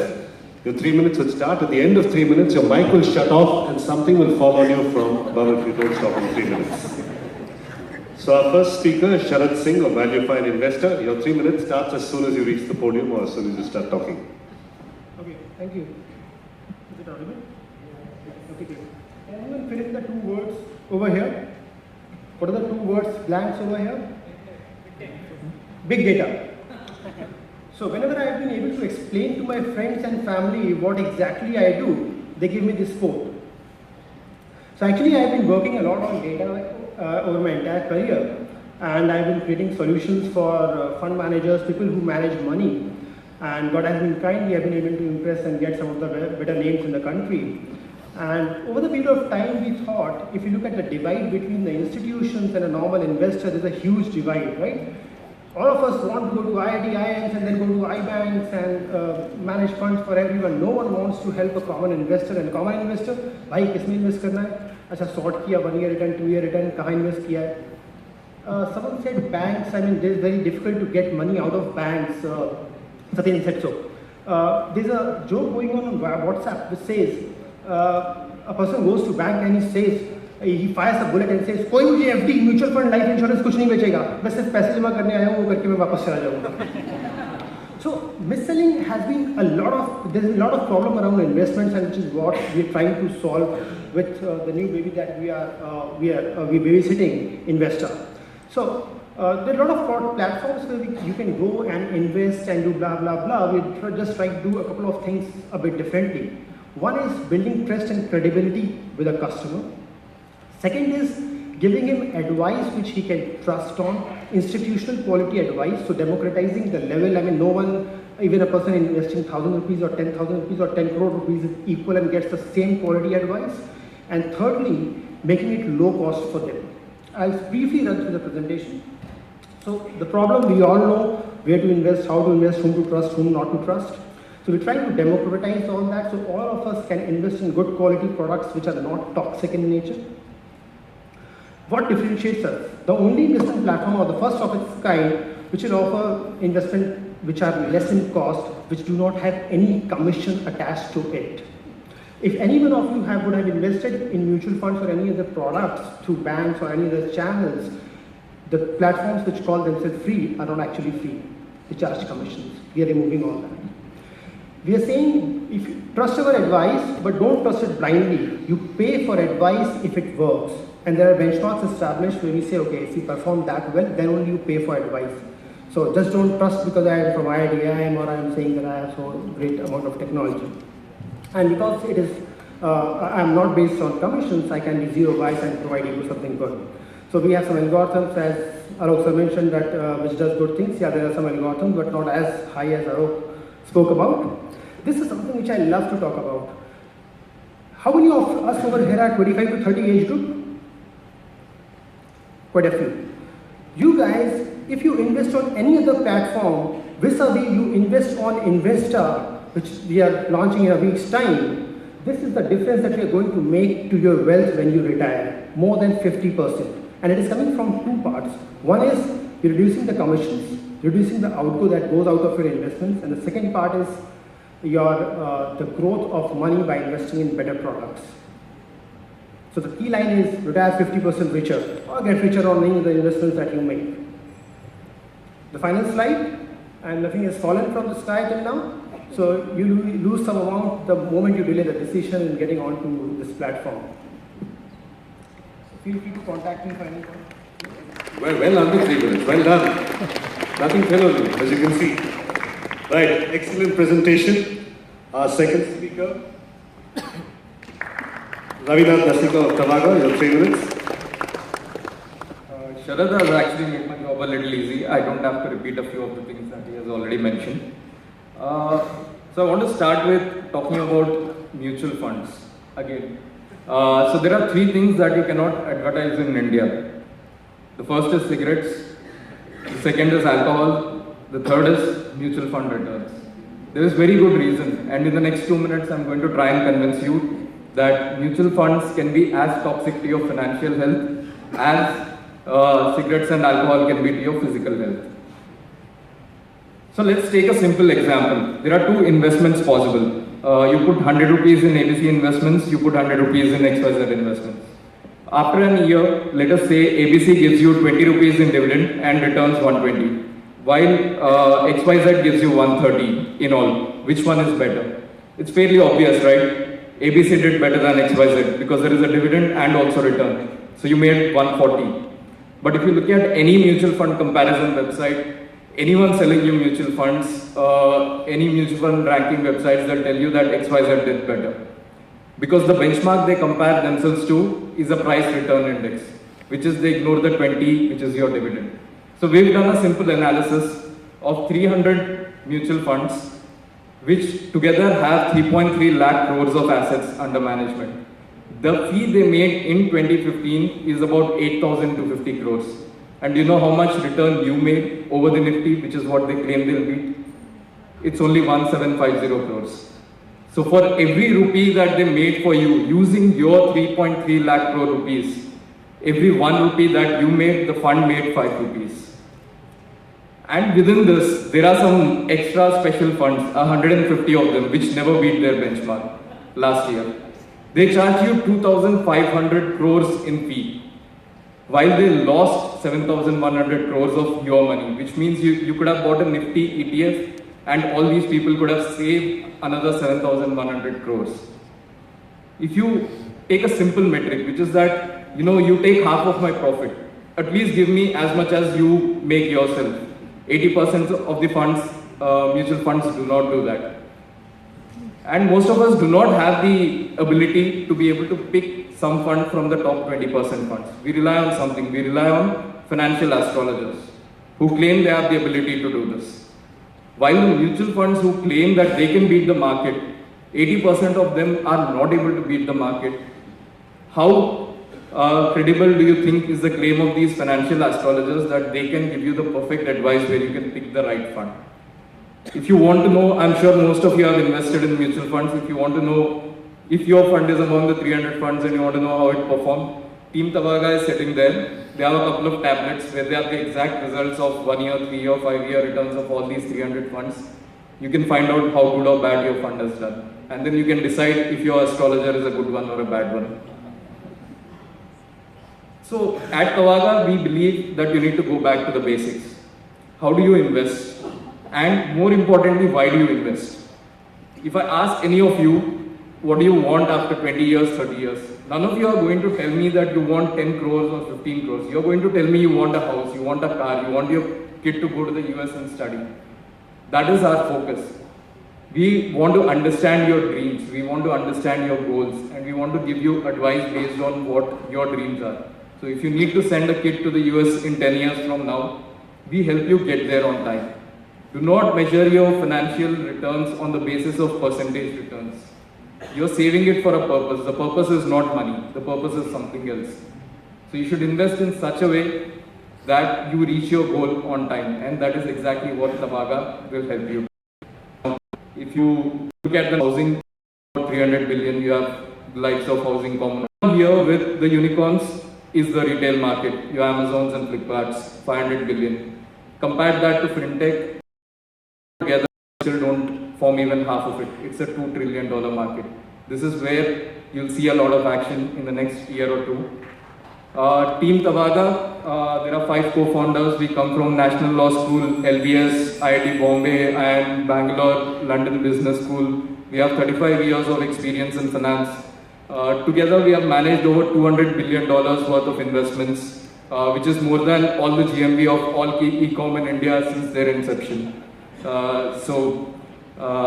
If you want to find out more, please go to our website, sign up. We'll launch in about a month. Thank you. Kalpesh, sir, your turn.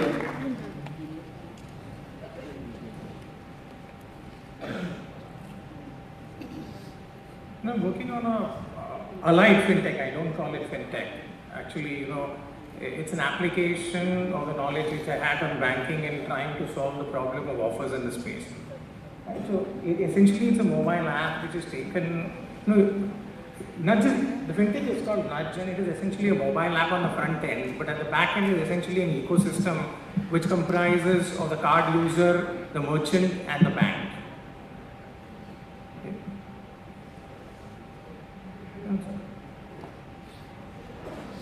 So, mass market targeting where you sign up the merchants and you roll out offers and you think either you push them or it's a pull. There is no targeting of offers. Who's the guy who's actually spending? The guy who's spending is the guy who has a credit card or something in his wallet to spend. Everybody knows the concept of, if you look at behavioral finance, there's a concept called mental accounting. Whenever you have a credit card or a debit card, you actually do not keep a mental account of what you spend. Right? So this is a market which actually spends. For a merchant's perspective, how does it help? Rather than mass marketing and offers, so if I were to give a use case and Olive actually wants a footfall on weekdays, it's full on weekends. but it doesn't want to give off 25,000 rupees a month, which is also available on an offers platform.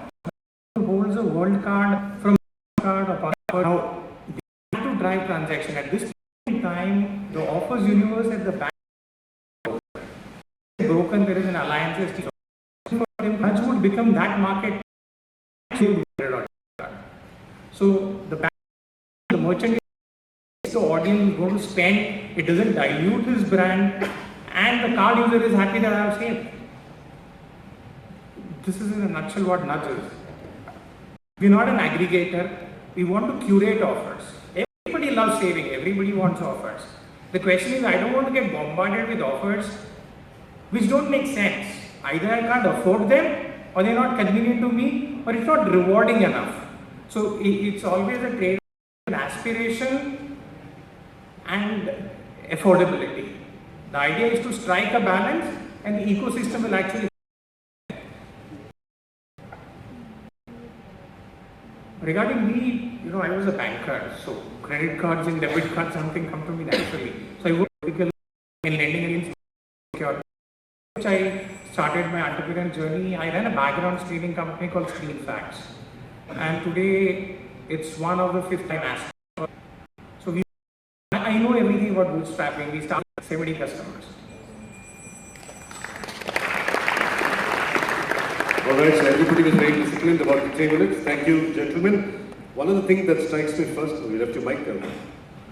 Indian banking, traditional banking, not you guys, is full of high achieving women. However, this panel has no women whatsoever. So Sharad, are there not enough? We have an answer. You have an answer? You have a woman co-founder? Yes. Can we meet you? Hi. You should be on the panel. Can I send him back and get you? No, it's okay. We'll get you a little later. Okay. Serious question. In the year 2000, about 2% of all transactions in India happened through non-cash methods. Digital, credit card, whatever. In 15 years' time, the whole world has changed. That 2% has gone up to by a dramatic figure to 4%. In 15 years. In 15 years, it's doubled.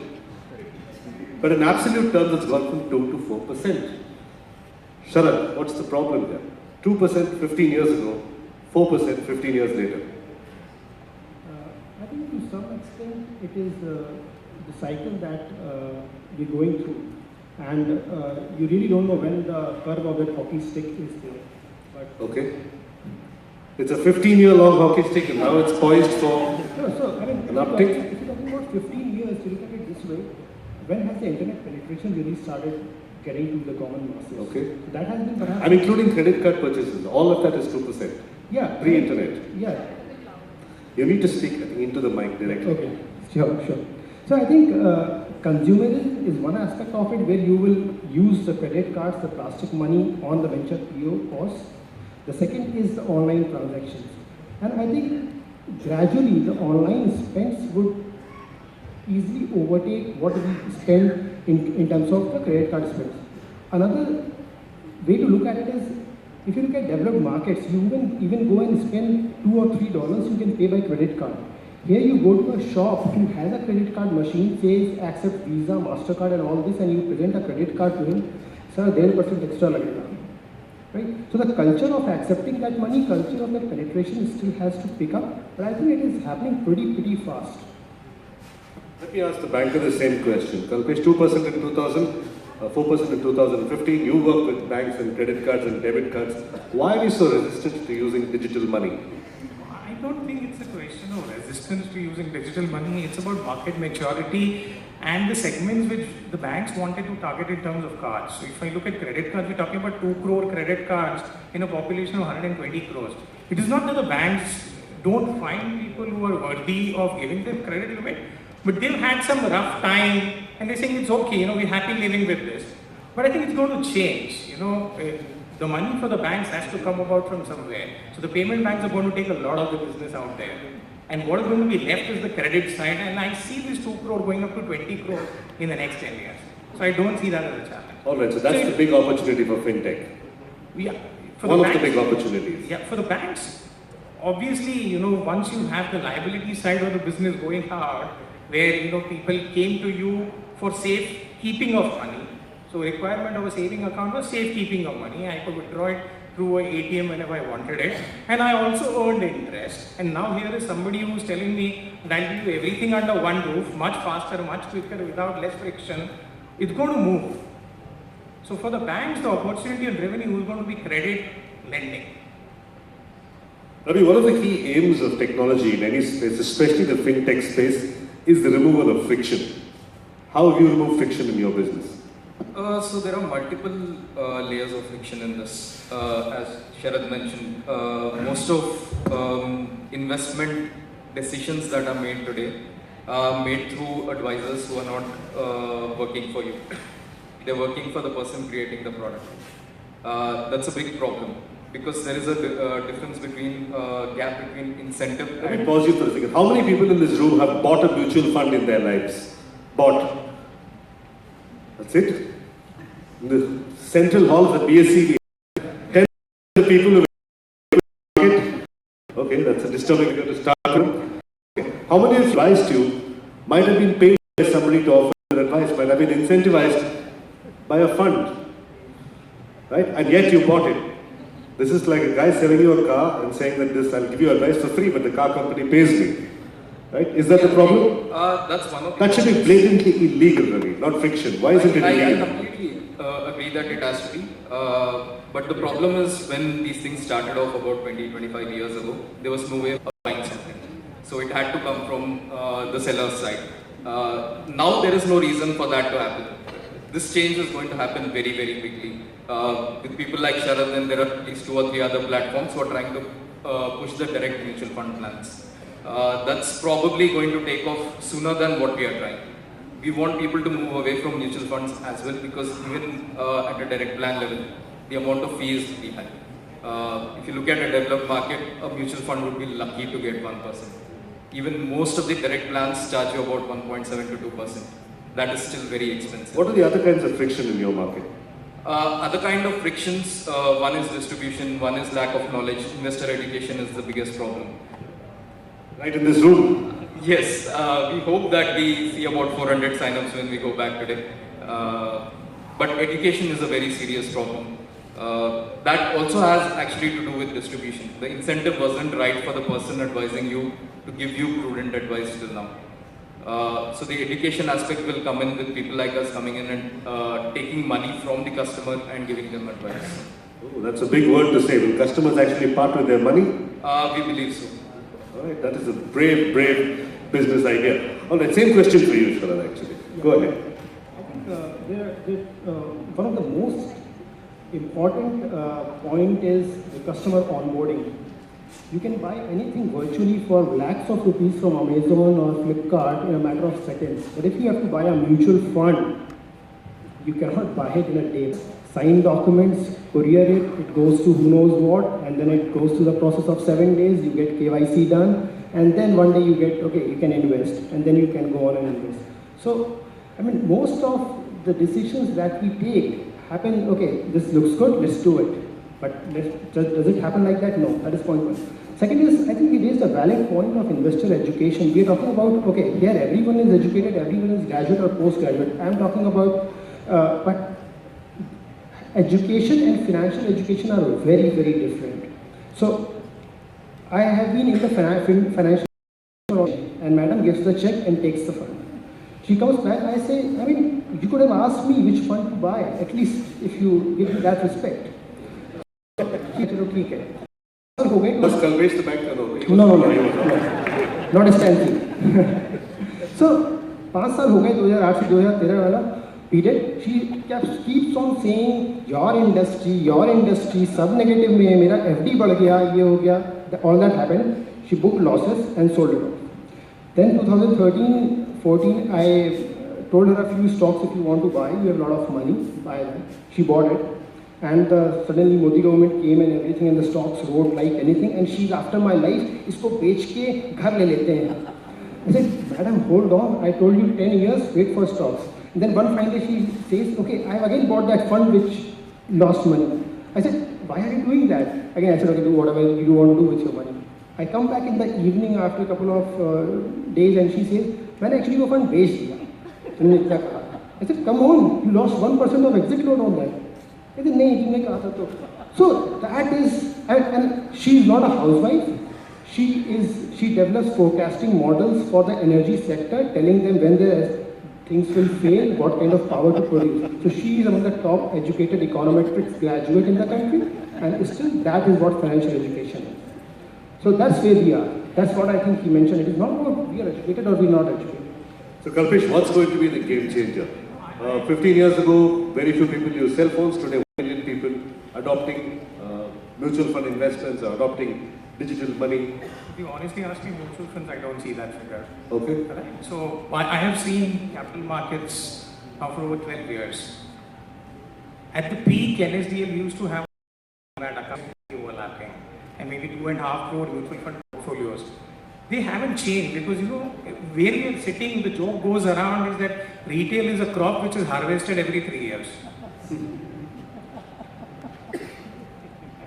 That is what actually happens. So a lot of people over generations have burnt money in stock markets. And that is a very big inertia, right? So it is always going to be pushed. So it is going to be your retail, wealth managers and banks and your brokers who are going to drive, because a human assurance, right, is always more significant than no amount of robo-advice can replace. So I'm saying the market has to grow, there's no doubt about it. But if you're saying that suddenly from 2 crore folios we'll have 10 crore folios, and from 1 crore demat account we'll go to 10 crore demat accounts, I don't think that. It's not going to happen. Sharad, is it going to happen? Is there going to be a killer app or a killer technology or a killer combination of technologies that's going to make it happen? You don't need a killer technology to do that. It will happen by need. Anyone who is 25 to 30 years over here and who starts earning a decent package and starts saving 30% of this, which is a good saving, and starts investing in FD, trust me, at 70 years you will go broke.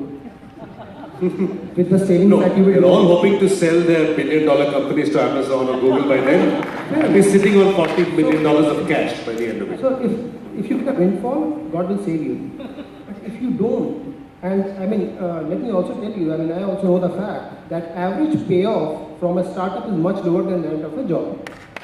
Right? If you get paid at all. If you get paid, let's understand that. So I hope everyone becomes a unicorn and we make lots of money and we don't have to look at mutual funds as Sharad and Tavaga and anyone of us. But if you are earning and if you are saving a decent 30% and putting all of that religiously into FD and not over burning, you will go broke at the age of 70. Medical science will ensure you live till 90. So think about those 20 years and that need will surface and it will bring people, forget whatever technology we bring in. I mean, even if you make a shabby app, I will have people. Ravi, same question to you. What's going to be the killer app? What's going to drive your business to stratospheric Uber scale levels? I think the biggest problem, especially right now, is that, as I said, it's the people between 25 and 35, 40 are the ones who need to really start. Once again, how many people between 25 and 30 in this room? You're not Alok? Okay, no. 25 and 30. Between 25 and 30, honestly? Now, confession time. How many of you honestly don't understand how a mutual fund works? You don't know how it works. You know the word mutual fund, but don't know how it works. Because I didn't know till very recently how exactly mutual fund works. I thought people give me money. Mutual fund, I thought we both put in money and I can take whatever money I felt like. I found out it's not mutual like that. They all mutually give the big companies, the AMCs our money. Right? Pretty much that's how it works. We give and they take. So what's going to be? The 25 to 45 millennial generation or slightly post-millennial generation? So as I said, education is the key. But I think we have a slightly different What does that mean? Who is going to educate these people and exactly. how? That's the point of it. Education is not about understanding what a mutual fund does or what are the workings of it, how are they going to buy and sell, what is it exactly investing into. That's not education. You don't go to a doctor and say, tell me exactly how this procedure is going to work, Absolutely. what is inside this drug, what are the 5 constituents of it. Education is about understanding that if you save, you're going to reach your goals. That is the education that is required. Just putting away money is not going to get there because there is something called inflation and there is something called risk appetite. You can actually multiply your money. That is the amount of education that is required. Going beyond that is not necessary.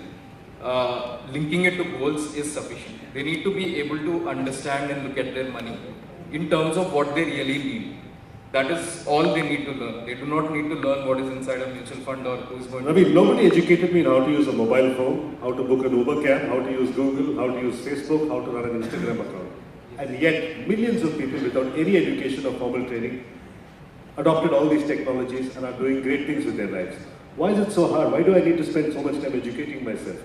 Why can't you make it simple enough so that I don't need to understand anything? Exactly, that's what we are doing. Okay. On your dashboard, you only see goals. You do not see investments. You do not see mutual funds. You do not see anything else. And we invest into the simplest possible things. And what I know is that I keep putting money through you, I will become richer by the end of a You certain can period see, of time. if you say I want 1 crore in 10 years, you see how much you have already saved any given day. That's where you enter your app. You do not enter on a dashboard where there are 10 mutual funds and it moved up 0.5%, 1%. You can't really relate it to your real life situation. Because what does it mean that my fund lost 5% today? How does that affect me? Move back, saving because it's going to move up or down. You're saving because you want to buy a car or a house or whatever. So measure your money in terms of that. Kalpesh, first I used to use cash in my actual wallet, right? And it was quite easily interoperable because I could take money out of my wallet, put it into Alok's wallet. It only goes that way, it doesn't come back here. Right? I can keep cards in my wallet, I can keep cash in my wallet, My wallet is completely compatible with every other wallet in the room. It didn't require branding, it didn't require Citrus, or it didn't require Transfer, it didn't require MobiKwik, it didn't require branding, it didn't require technology. It was beautiful. Then came credit cards, slightly less beautiful. It was little more complicated when it came to cash. Now comes mobile wallets and each one is building a solitary tower. I cannot take money from my Paytm wallet and put it into my Citrus wallet. I can't take money from my Citrus wallet and spend it somewhere else. Why are we building so many different silos? And what we need is a seamlessly interoperable financial experience. I'm not a great tech guy, but what I know is there's something called a unified payment interface which has been launched by National Payments Corporation, which will allow interpolability or fungibility of money seamlessly between bank account to wallets, multiple banks. Satyan, you'll allow that to happen? Put money in a Citrus wallet, I can transfer it to a Paytm wallet and I can transfer it. It's my money after all. Okay, if it were to allow, you would happily allow it? Like mobile number portability? Okay, all right, it's regulation, that's the answer. The other big question is that in many industries, the Goliaths are afraid of the small Davids. The giant Goliaths are afraid of the small Davids. In the fintech industry, it seems that Davids are afraid of the Goliaths. Are you building a business so you can run it, make money, create employment, create something? Or are you building a business so that a big bank or a big institution can buy you out and make you part of their core offering? I think that's not, and I can answer for an industry, it's entrepreneur to entrepreneur. Yeah, I mean, but I talk about myself. So when there's a problem, there are two solutions. Probably we should be able to solve it. Yeah, I mean, there are stories of people, I mean, not only in fintech or other places also, who are trying to build companies to be taken over by other or bigger organizations. But I think, I mean, it's entrepreneur to entrepreneur and David versus Goliath will keep on happening. Can I? Yeah, go ahead. Are we doing good on time, Asha? I thought I heard a... No, we're good, okay. If you look at technology, it disrupted the space where tech did not exist. So if you're talking about Uber, you're talking about an Uber, you're talking about that. To all people in finance or banking was the only industry which actually relied on tech. The first, most of your Infosys and TCS still make 70% of money on banks and insurance players. So these are the companies that actually know how to use tech. They were not a free cash. So people in the fintech space is not going to be an easy walk for them because the incumbents are very strongly entrenched. They know how to use technology and they have free cash to buy out technology, which the incumbents in other sectors did not have. Sorry, Asha, are you indicating that I have 5 minutes more? Okay, okay. Okay, I'm going to end it with a 20 questions game that I'm going to play with Alok. But before that, Ravi, if the governor of the RBI was sitting in the audience right now, and you were the head of the Association of FinTech Companies or mobile or mutual fund investment tech companies, what would your demands to both SEBI and RBI be? One thing obviously is KYC is a process that needs to be made much simpler. There's no necessity for collecting a lot of details that are a part of it. The second thing I would say is there needs to be a serious push for ETFs because that takes the human element out of it. NSE is already trying to do that. There needs to be support that needs to come in from both SEBI and RBI in whatever form possible to make it easy for people to get into ETFs as a first step, because that is one place where mis-selling or bad decisions by fund managers are definitely not possible. Does anybody know what an ETF is? Once again. No, young people, old people all know. Don't answer. Young people in the back. Okay, can you tell us what an ETF is? ETF is something very similar to a mutual fund. It's an exchange traded fund. In a mutual fund, there is a fund manager who selects stocks. In an ETF, there is no one selecting stocks. So you see things like BSE 30 index or Nifty 50 or many different indices, right? Mid-cap indices, small-cap indices. The fund manager is supposed to exactly replicate the index. So there is no decision making. So the cheapest ETF today is available for 0.07%. An average mutual fund will cost you at least 2.5 to 3%. That is how cheap they are. And as you saw from my presentation, about more than half of them never beat even this benchmark. So it's a great easy way to get into investing where you're not trusting a fund manager or even a financial intermediary or distributor, or as we call them, astrologers, having to advise you on which one to buy. Once again, in plain English, I'll tell you what he actually said. So if you have money and you want to invest in the stock market, right? If you want to do that, you want to participate, you hear stories of Sensex and Nifty going up every day. This is the least risky option for you to do it. If the best companies in India do well, you'll do well. If they do badly, you'll do badly. The best Indian companies, your money is with them. That's an exchange traded fund. Simply put, if you don't know what to do, invest in an ETF. And if you still don't know what to do, ask him. I'll give you his mobile number at the end of this. Ask either of them. Okay, now we're going to play 20 questions. Okay? Some of the questions will be for you, some will be for Alok. Alok, first question for you. Are we in a bubble? Absolutely. Okay, the rule is you have to answer in 4 words or less. Kalpesh, when will the bubble burst? 2018? 2018. Sharath, what's the worst thing about getting funded? You start running more for money rather than the objective that you set for. Well, way more than 4 words, but good answer. Ravi, what's the best thing about getting funded? Gives you the money to hire the right people.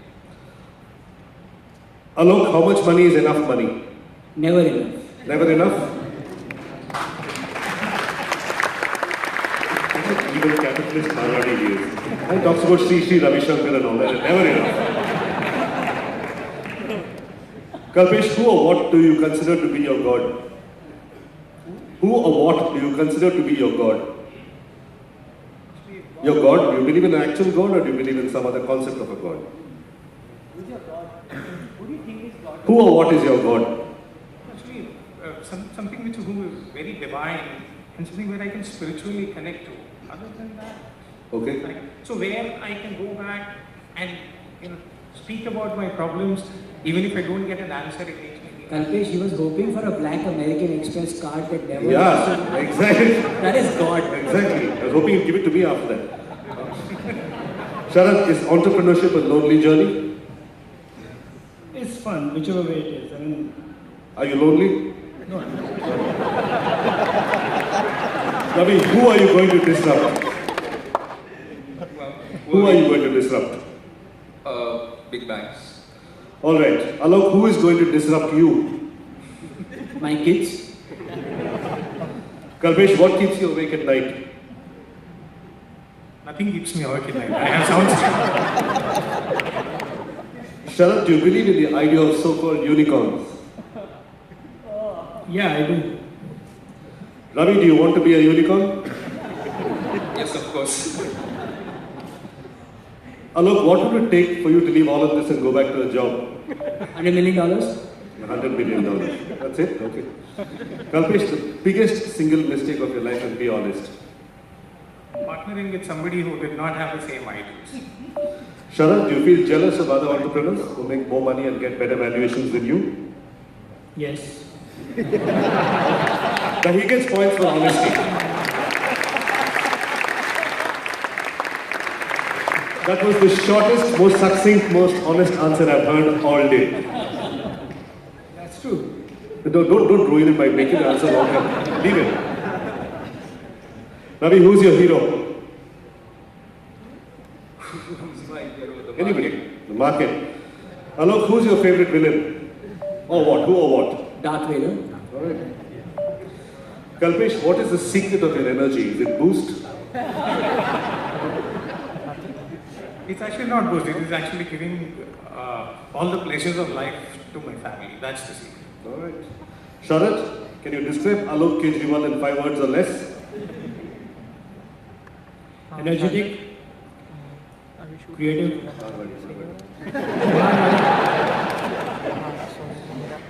Alright, 3 words are good. Very good, very efficient answering. And final question, Ravi, one piece of advice that you would give to your daughter or son? Start a business. Alright, ladies and gentlemen, that concludes the FinTech session. Thank you very much for your answers. I'm going to open it up. We have about 15 minutes for questions, 10 minutes? Okay, 10 minutes. I should maybe suggest to break them up. I mean, unless we could do it fast because then we can break them up. Short questions that inspire short answers would be the way to go. Suresh, phenomenal. Please, first a big hand for Suresh. Thank you.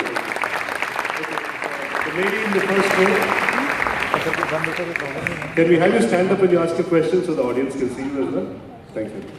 Hi, I'm Anuradha. My question is to Ravina. You just mentioned that you would give nice dashboards. Now this is for people who don't understand mutual funds. Now you're going to give a dashboard which will give only goals, and you can achieve goals through that dashboard. You can just put, you don't know what mutual funds you're putting in and all that. Okay, right? If I'm correct, this is what you say. Not exactly, but Okay. somewhere in that. Somewhere in that.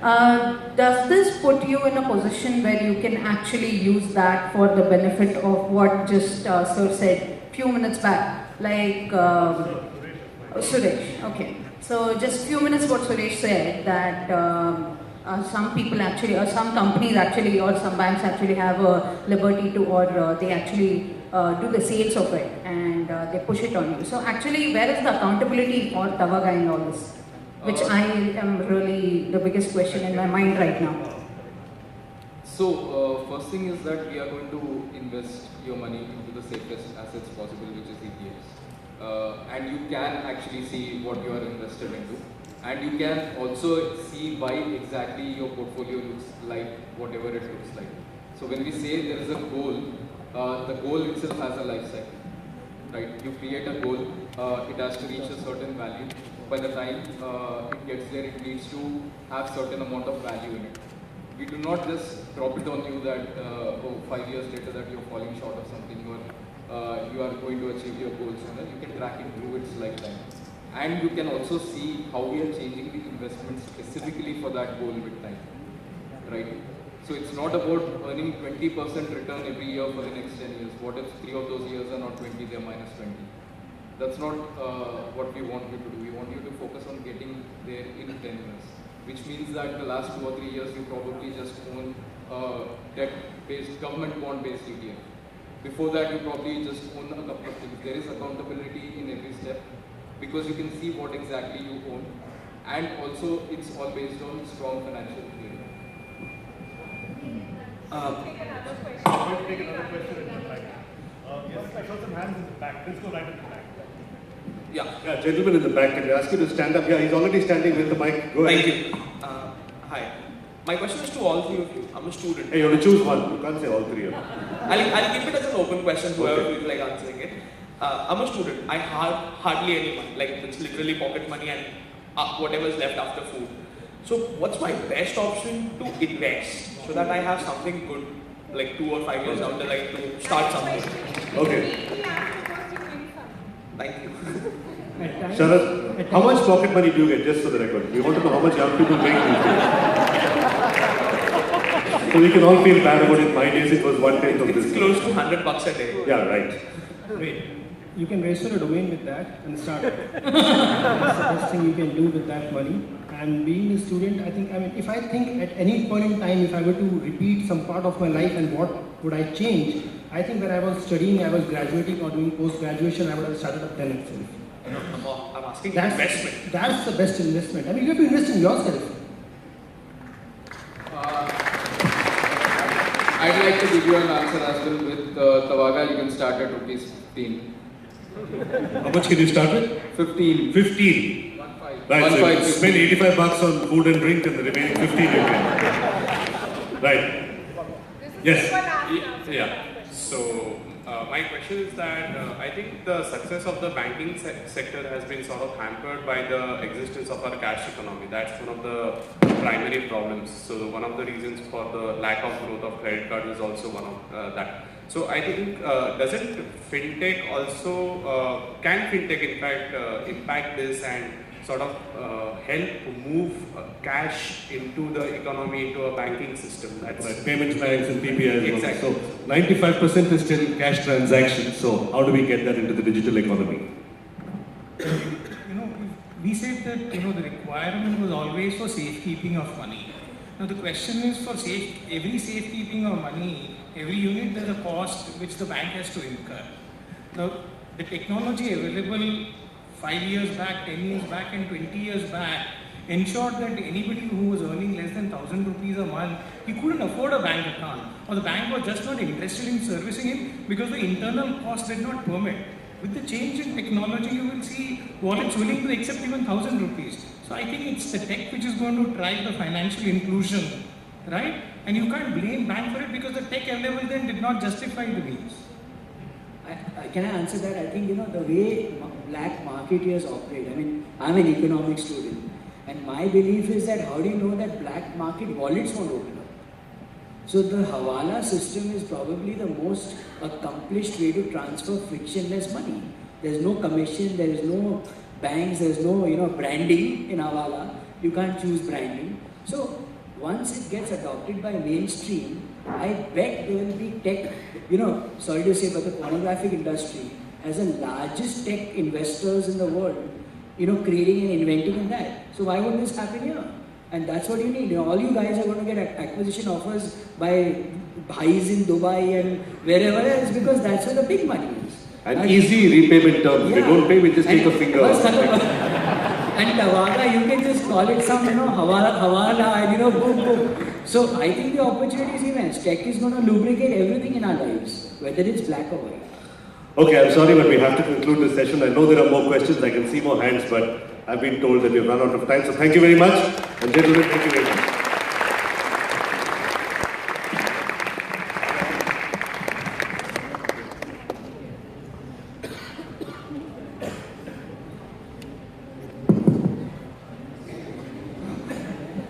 Is Sanket in the house? Sanket Bhatt. Okay. So this was Sanket in 2012. He was one of those first rodinhoods who ever presented at an open house 3.5 years ago. He was a student-preneur at that time. He's reinvented himself and he's launching himself in a new avatar. Sanket. Is this the same Sanket who are you the same guy? What's with you, man? So can you launched Dhinchak, right? Yeah, I launched my, during 3.5 years ago, I launched my website. Yes, you look like you've grown up or something. Yeah, I've grown up actually. But you grew a beard for the presentation or? No, actually it's a demand for the business actually. मैं बहुत छोटा लगता हूँ, कोई seriously लेता नहीं है. तो बोलते हैं थोड़ा beard बढ़ा दो, थोड़ा at least कोई सुन तो लेगा बात. That's the thing. Go for it. So, very good evening, all of you guys. I'm sure it's been a long session. I know I've been sleeping for some time. Let's be honest. So, thank you, Rodinhood, thank you, Alok, and everything for giving me this opportunity to present my venture. The first venture was at NSE, and this Dhinchak Wale, my another venture, is at Bombay Stock Exchange. So it couldn't get better than this. So, can we go to the next slide? So the simple, my business, I'm not a halwai, I'm not a mandap wala, I'm a pure hardcore event manager. I started my first company when I was 16. I started with a company called Rodinhoods, which was a proprietary firm. I used to try to get business to manage small activities, small activations, small promotions, birthday parties and everything. So from there, gradually, after working into the event industry, right from the college time, I started working into events. I started understanding production, understanding technicals, light, sound, everything, projection, everything that you see. I started understanding that. So the business here Dinchak Wale talks about is basically integrating the technological part with the thing. I'm sure the Parsi girl making food, I think she had one question. Bhavi Bride. Where's Bhavi Bride? She's gone. Bhavi Bride is gone. Yeah, so the thing was spoken about कि was ये industry को कौन देखेगा? Because it is more of a service one-on-one level पे base है. यहाँ पे कुछ प्रोडक्ट तो नहीं बेच रहा हूँ, ना ही आपको प्रेशर कुकर बेच रहा हूँ कि आप फ्लिपकार्ट से ऑर्डर करके आपके घर पे आ जाएगा. यहाँ पे आपको ये सर्विस दे रहा है, ये एक्सपीरियंस मैं आपको बेच रहा हूँ. तो ये आप मुझ पे ट्रस्ट कैसे करोगे? So that is where I think वो खाना भी जब तक आप टेस्ट नहीं करोगे तब तक उसको ऑर्डर कैसे करोगे? So Dinchak Wale basically will solve all this problem for you. So basically, Dinchak Wale is an app as well as a website, and we'll be launching it on 30th of January. So Dinchak Wale basically is one-stop solution for all your event management requirements. आपका birthday हो, anniversaries हो, weddings हो, social event हो, ऐसा कुछ social gatherings हो, तो उसके लिए आपको बेसिकली जो भी रिक्वायरमेंट रहता है in terms of sound, in terms of projection, everything that you want, you can book it from the app with the guarantee that it will be of the Dinchak standard quality. It will not be like anything. Basically it's simple solution. में एक बात बोलूँ, आप जसडल पे call करते हो, आप एक फोन मारोगे 50 कॉल आपको सामने से आएगा और टेक्निकल जार्गन्स देगा. Dinchak वाले ये कुछ नहीं करेगा, आपको Dinchak वाले पावर देता है कि आप अपना इवेंट खुद डिजाइन कर सको. Move to next slide. So simple. How do you go about planning your event? एक तो मैंने बता दिया कि चलो जसडल पे कॉल कर दो. 50 संकेत भट्ट आपको वापस कॉल करते हैं, मैडम आपने कॉल किया, आपको इवेंट चाहिए, आपको इवेंट करना है. So audience like how do you generally plan your events? Answers? Talking to friends. मेरा दोस्त इवेंट वाला है, ये करके देगा, तुम्हारा काम करना चाहिए. Can move the next slide. So basically first is do it yourself. खुद बैठो, ऑनलाइन बैठो, जसडल पे कॉल करो, साउंड वेंडर का नंबर लो, लाइट वेंडर का नंबर लो, स्टेज कौन बनेगा उसका नंबर लो, 50 जन को कॉल करो, be your own event manager even for the smallest of the event. So इसमें स्ट्रेस है, एंजाइटी है, एंडलेसली चीज़ें जो तुम्हें समझ में नहीं आती, वो सारी चीज़ें तुमको समझना पड़ता है, फिर बाद में तुम बुक करते हो. Can move to next slide. Second thing is outsource. Hire a Sanket Bhatt, call up संकेत भट्ट के बॉस ऐसा इवेंट है संकेत भट्ट, बट द प्रॉब्लम है संकेत Bhatt is charging too much. संकेत भट्ट छोटा मोटा आपका 20,000, 25,000, 50,000 का इवेंट नहीं कर पाएगा, बिकॉज संकेत भट्ट बड़ा आदमी हो चुका है, वो 2 लाख रुपए के नीचे बात नहीं करता. That is what happens. Nobody is interested in the small level of events. 20,000, 25,000 का इवेंट किसी को कुछ मिलेगा, कितना कमा लूंगा यार, 2,000, 5,000 कमा लूंगा, उसके ऊपर तो नहीं कमा सकता. So because of that many of the business currently in my company I am losing out that business. मुझे वीक में कम से कम नहीं करके 30 से 40 कॉल आते हैं जो ऐसे 20,000, 25,000 के रिक्वायरमेंट होते हैं. But the shortcoming is I can not cater to them. So I am sure along with me there are so many other people who will not जो केटर नहीं कर पा रहे. इट इज नॉट अ, अगर आप car बेच रहे हो, प्रेशर कुकर बेच रहे हो, तो उसमें भी ISO मार्क सर्टिफिकेशन है कि बॉस ये ब्रांडेड जेन्युइन प्रोडक्ट है. इवेंट में ऐसा कुछ नहीं है. If you go to big event companies they will charge you more, but इतना पैसा है नहीं. हमारे पास छोटा है तो हमें गली का कोई डीजे बबलू है, डीजे पिंटू है, उसके पास से साउंड लेना पड़ेगा, उसी पास से लाइट लेना. तो that will give you that same quality. जैसा पैसा फेंकोगे वो हिसाब से क्वालिटी मिलेगी आपको. So simple budget, lack of timing, too many problem, losing control on the situation, inability to decide was किसके पास है. 50 जन जज में से कॉल आ गया है, इसके ये मेरे को बोल रहा है ये मैं how much है, ये बोल रहा है how much है, बट किसके पास है? That is a major problem for any event. In fact, I'm sure everybody, we live in land of events basically. India has the highest number of weddings in the world. It's a $1 billion industry. हर एक बंदा यहाँ पे है, I'm sure हर एक बंदे का एक birthday होगा.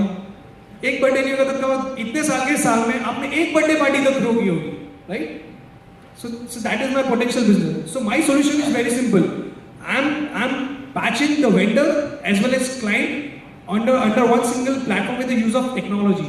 So I'm enabling you to basically choose your own vendors and choose the services that you require based on your budgets and your requirements. So as simple as one-stop solution. सुई से लेके submarine तक जो चीज सब लाके देंगे, नहीं है तो ढूंढ के देंगे, अगर है तो बना के देंगे, सिंपल चीज. तो simple, so basically you download an app, you go through, you basically search all the inventories that you want. So basically the app takes you step by step. For example, if you are planning a birthday party, so it will ask you when is the birthday party, where is the birthday party, and how much number of people are there. So based on that analytics, it will show you कि boss अगर आपका 100 से 200 लोगों का birthday party है तो उसमें एक लिमिटेड नंबर ऑफ साउंड ही लगने वाला है, डीजे ही लगेगा, डीजे लगेगा तो उसके मतलब 2 बेस 2 टॉप में ही काम हो जाएगा. For example the sounds that you use, this is good enough for people of 500 people, 500 लोगों के लिए this is good enough sound. This sound you will not use for 50 people. The requirement is different, which is I'm sure technically not everybody can understand that. Lights also, we can do a lot many other things on lights.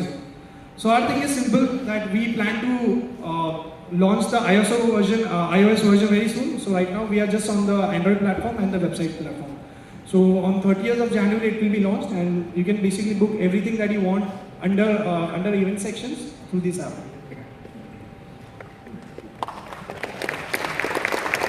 Questions?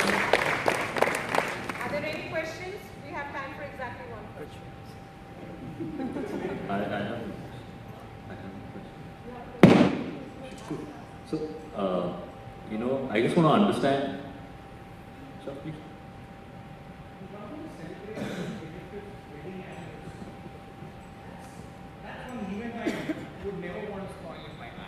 Yes, sir. Why would I go through, Dhinchak Wale and not go through tried and tested friend who already celebrated their 25th anniversary through some known vendor and where everybody felt happy about it? So, because that's an event which is going to come only once. Birthdays come every year. I understand that. In that, sir, what I'm doing is, for an anniversary, there are basic requirements that you need. I'm not talking about, I understand 25 years is a very big celebration for you. So you might not go with Dhinchak Wale, you will go with Dhinchak Production, which is tried, tested. We have our own expertise. We have worked on one of the major events of the country. So we have our expertise on that. So what the app does is, lakh rupees tak ka apna limit hai na sir, lakh rupees tak ka limit. So that can be done on the app itself. When you cross that 1 lakh ka barrier, it eventually goes to Dhinchak Production, where my personalized event manager will come and understand all your requirements. कि sir आपका क्या है, because your budget is high. Lakh रुपए तक आप risk ले सकते हो कि चलो यार वेन्यू तो बुक किया हुआ है, वो चलो साउंड चाहिए, लाइट चाहिए, कुछ और डेकोरेशन में कुछ चाहिए तो ठीक है, चलो देख लो and you book it. And all the vendors that you are working on this, all the vendors that you are partnering with this, they have to go to a strict, we are basically very strict with the quality, and Blue cannot Dhinchak Wale. Even if he wants to work, he has to abide to certain quality standards that we have. He needs to have mics of certain brands, he needs to have sound of certain brands, he needs to carry backups. ये सारी चीज़ें उसको साथ में लेके जाना होगा तो ही वो मेरे साथ काम कर पाएगा. So basically we mention that आपका भले छोटे से छोटा इवेंट हो, जो क्वालिटी आज मैं 2 लाख 5 लाख के इवेंट में जो क्वालिटी मैं डिलीवर करता हूँ, वही सेम क्वालिटी, वही सेम स्टैंडर्ड मैं 20 हज़ार के इवेंट में भी डिलीवर करना चाहता हूँ. So that is what Dhinchak Wale is all about.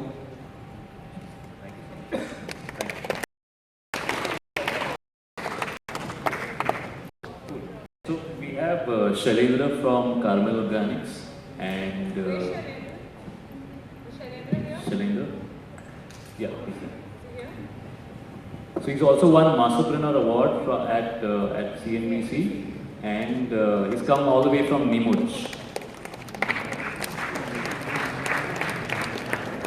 Neemuch is part of near Madhya Pradesh.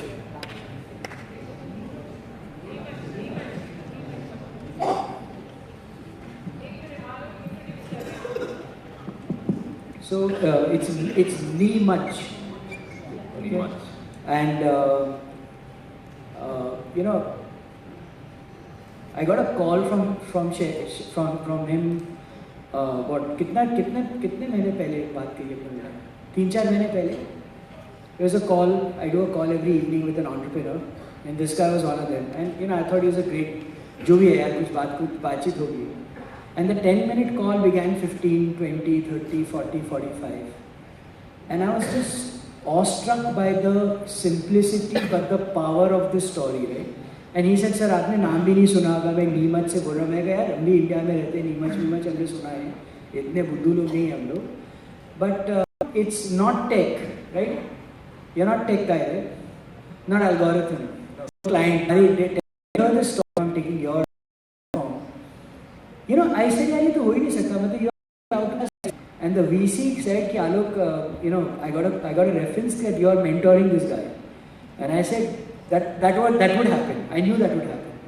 You got funded from that VC now? No, not yet. Not yet. So he is taking smart. He told the VC कि अगर आपके पास पैसे नहीं है तो हम आपको पैसे दे देते हैं. तो अभी I don't think you're going to get funded again. ऐसे VC से मत बोलो कभी. Just kidding. And also Masterpreneur, CNBC Masterpreneur Award. So, you know, all yours, boss. And speak in Gujarati, Marwadi, Hindi. Boom, boom. Just do your job. Thank you very much, Alok sir, ये platform पर opportunity देने के लिए. And नमस्ते to everybody here. हमारी company का नाम है कार्मेल ऑर्गेनिक्स. हम लोग किसानों के साथ काम करते हैं जो मेडिसिनल हर्ब्स हैं उन्हें उगाने में उनकी मदद करते हैं ऑर्गेनिकली. और हमारा अब ये स्लाइड में से साथ में मैं आपको बताता हूँ. This is the first presentation that I am giving to somebody of the business.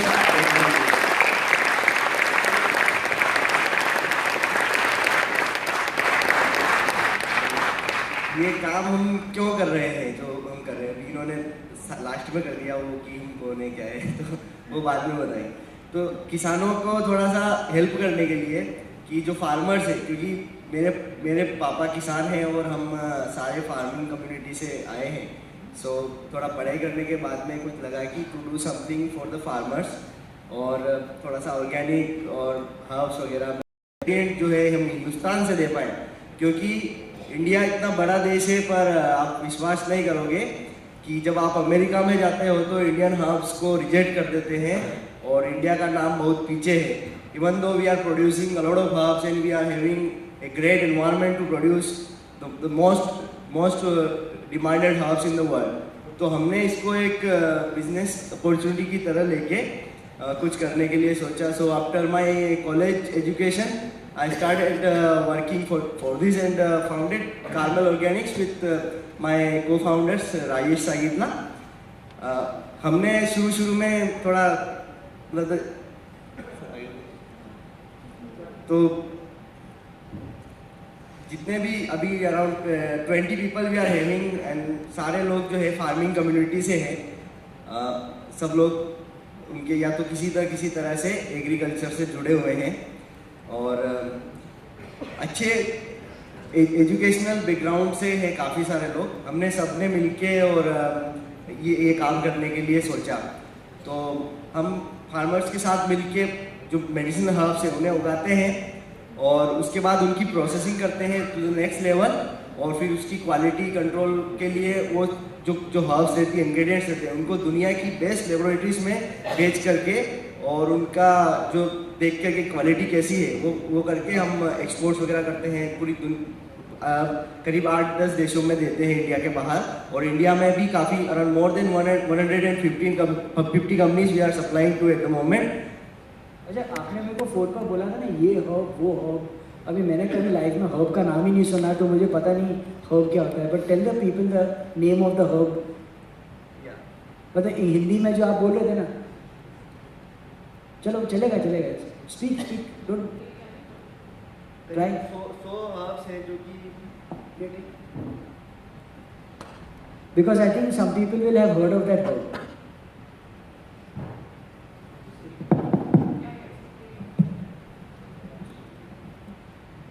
करीब 100 हर्ब्स ऐसी हैं जो कि हम जिनमें काम करते हैं, लाइक अश्वगंधा, आंवला, शतावरी, हरड़ा, बहेड़ा, तुलसी, मोरिंगा. अभी there are so many of them. Have you heard of these names? Yes. Do you eat them every day? Almost. So then you have to buy from Carmel. That is the whole idea of making mention. So basically जब हमने शुरू किया था तो कुछ 2-3 herbs हम जानते थे, बाकी हम जानते नहीं थे.